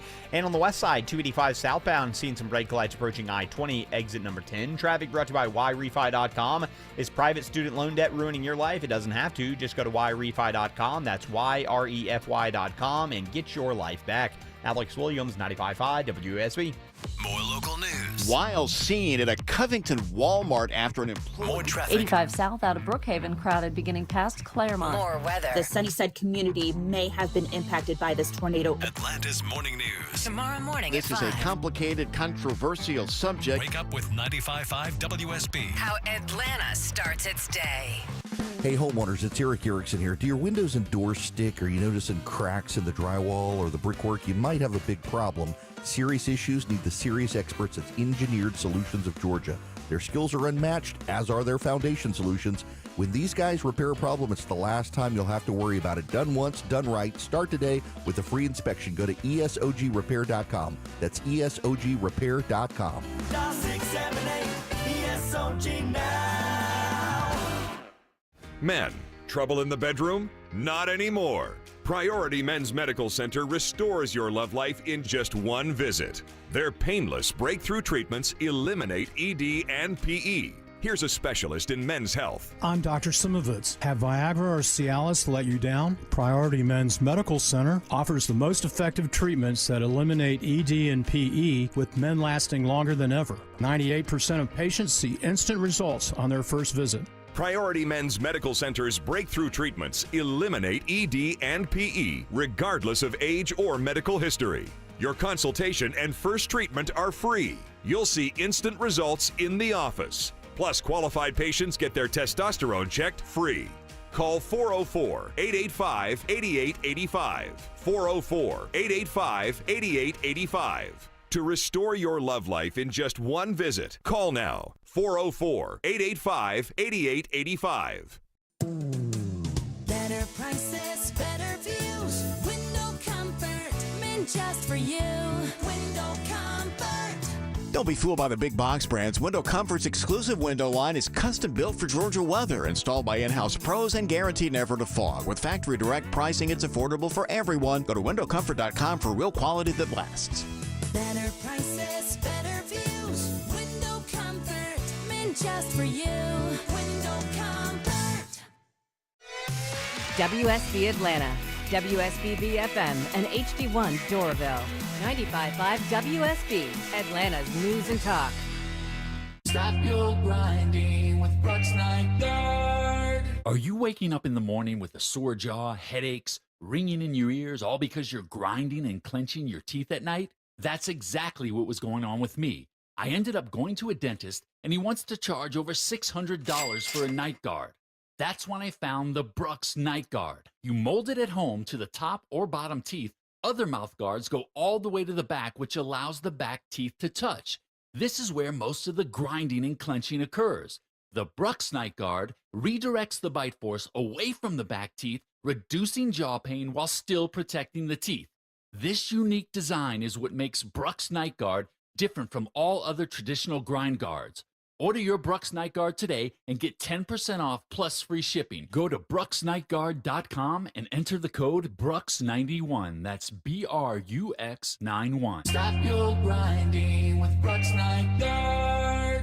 All the news, weather, and traffic you need. 95.5 WSB. He may not tell you what you want to hear, but he tells you what you need to hear. It's the Erick Erickson Show.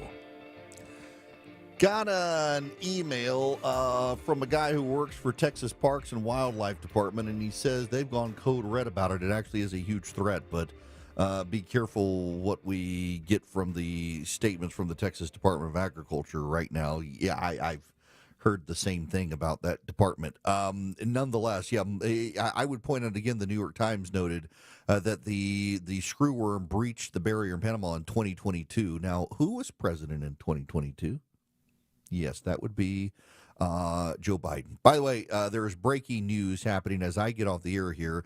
The President of the United States literally announcing right now as I'm on air that the Chinese tariff deadline is going to be extended for 90 more days. He is decided that they have made progress with the Chinese in negotiating a comprehensive trade deal. So he will extend the current tariff deadline for 90 days. That's breaking news happening right now. This is calming the markets to some degree. Everything is down right now, but here at the end of the markets, they don't have much longer to go, only about an hour left. They're starting to actually calm and chart the other way because they were real worried about what would happen with the Chinese tariffs. They are starting to have an impact with consumers right now, which we all knew they would. I'm interested in the apologetics here. The number of people I know says, no, it's still too soon. It's still too soon. But if something happens, he'll do something. I don't know. I mean, I'm hearing this from small businesses. I was talking about my wife quilting. A buddy of mine texted me. He says he's a photographer. And he's got a small business. He needed to buy a lens the other day because one of his lenses was permanently damaged. And he went to buy it, and it's now way more expensive because it's a Japanese camera company. There aren't really any good American DSLR companies. You got Canon, you got Nikon, you got Sony, makes mirrorless. I've got Sony, but the lens he needed isn't made in the United States, and there's a tariff on it, and it's much more expensive. Then I got another photographer who said BH Photo Video, the website you go to buy camera and video equipment, that all the prices have gone up. Just because it hasn't affected you yet doesn't mean it's not affecting a lot of Americans. And I just, the snotty tone of people who are trying to defend this stuff, it bothers me that, well, if you just buy American, why don't you buy American? You don't understand. You really don't understand basic economics. In addition to American companies now raising prices, some American companies that you buy from are raising prices because the raw materials they use for their products come from abroad, and now they're being affected. This was all easily foreseeable, but people don't want to admit it. It's the same way with Win Mamdani if he does get elected in New York City, and everything happens that you and I said was going to happen. The people on the left are going to insist it is not so. They're going to insist that it's different. They're going to insist that what you and I know to be true is not true.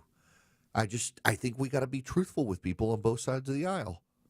And politicians want to protect themselves and ignore the consequences of the fallout of their policies and shift blame to some other entity. And we shouldn't be into blame shifting. We should be into telling you what's actually happening out there. So what's happening right now is the president delaying tariffs on China again for 90 days to try to hammer out a final trade deal. At the same time, I didn't even get into this, AMD and NVIDIA are going to give the U.S. 15% cut on AI chip sales to China. It's a kind of unusual deal as they try to get around the U.S. Boycott on giving these chips to China.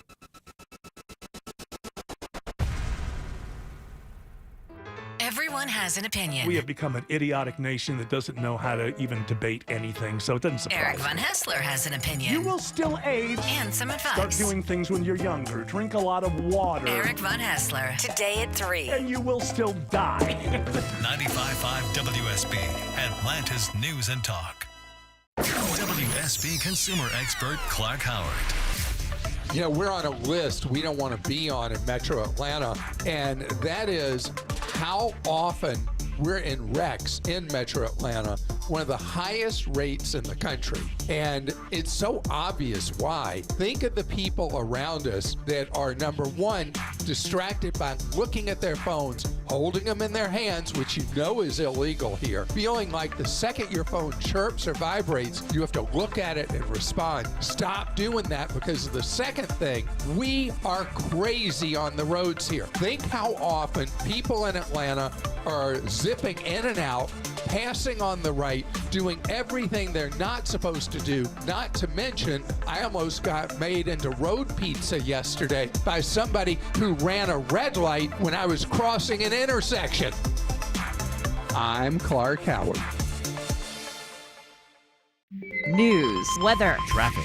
95.5 WSB, Atlanta's News and Talk. At 3 o'clock, I'm Bill Caiaccio with our top local story. A number of protesters gather at the CDC in Atlanta to protest a visit from Health and Human Services Secretary Robert F. Kennedy Jr.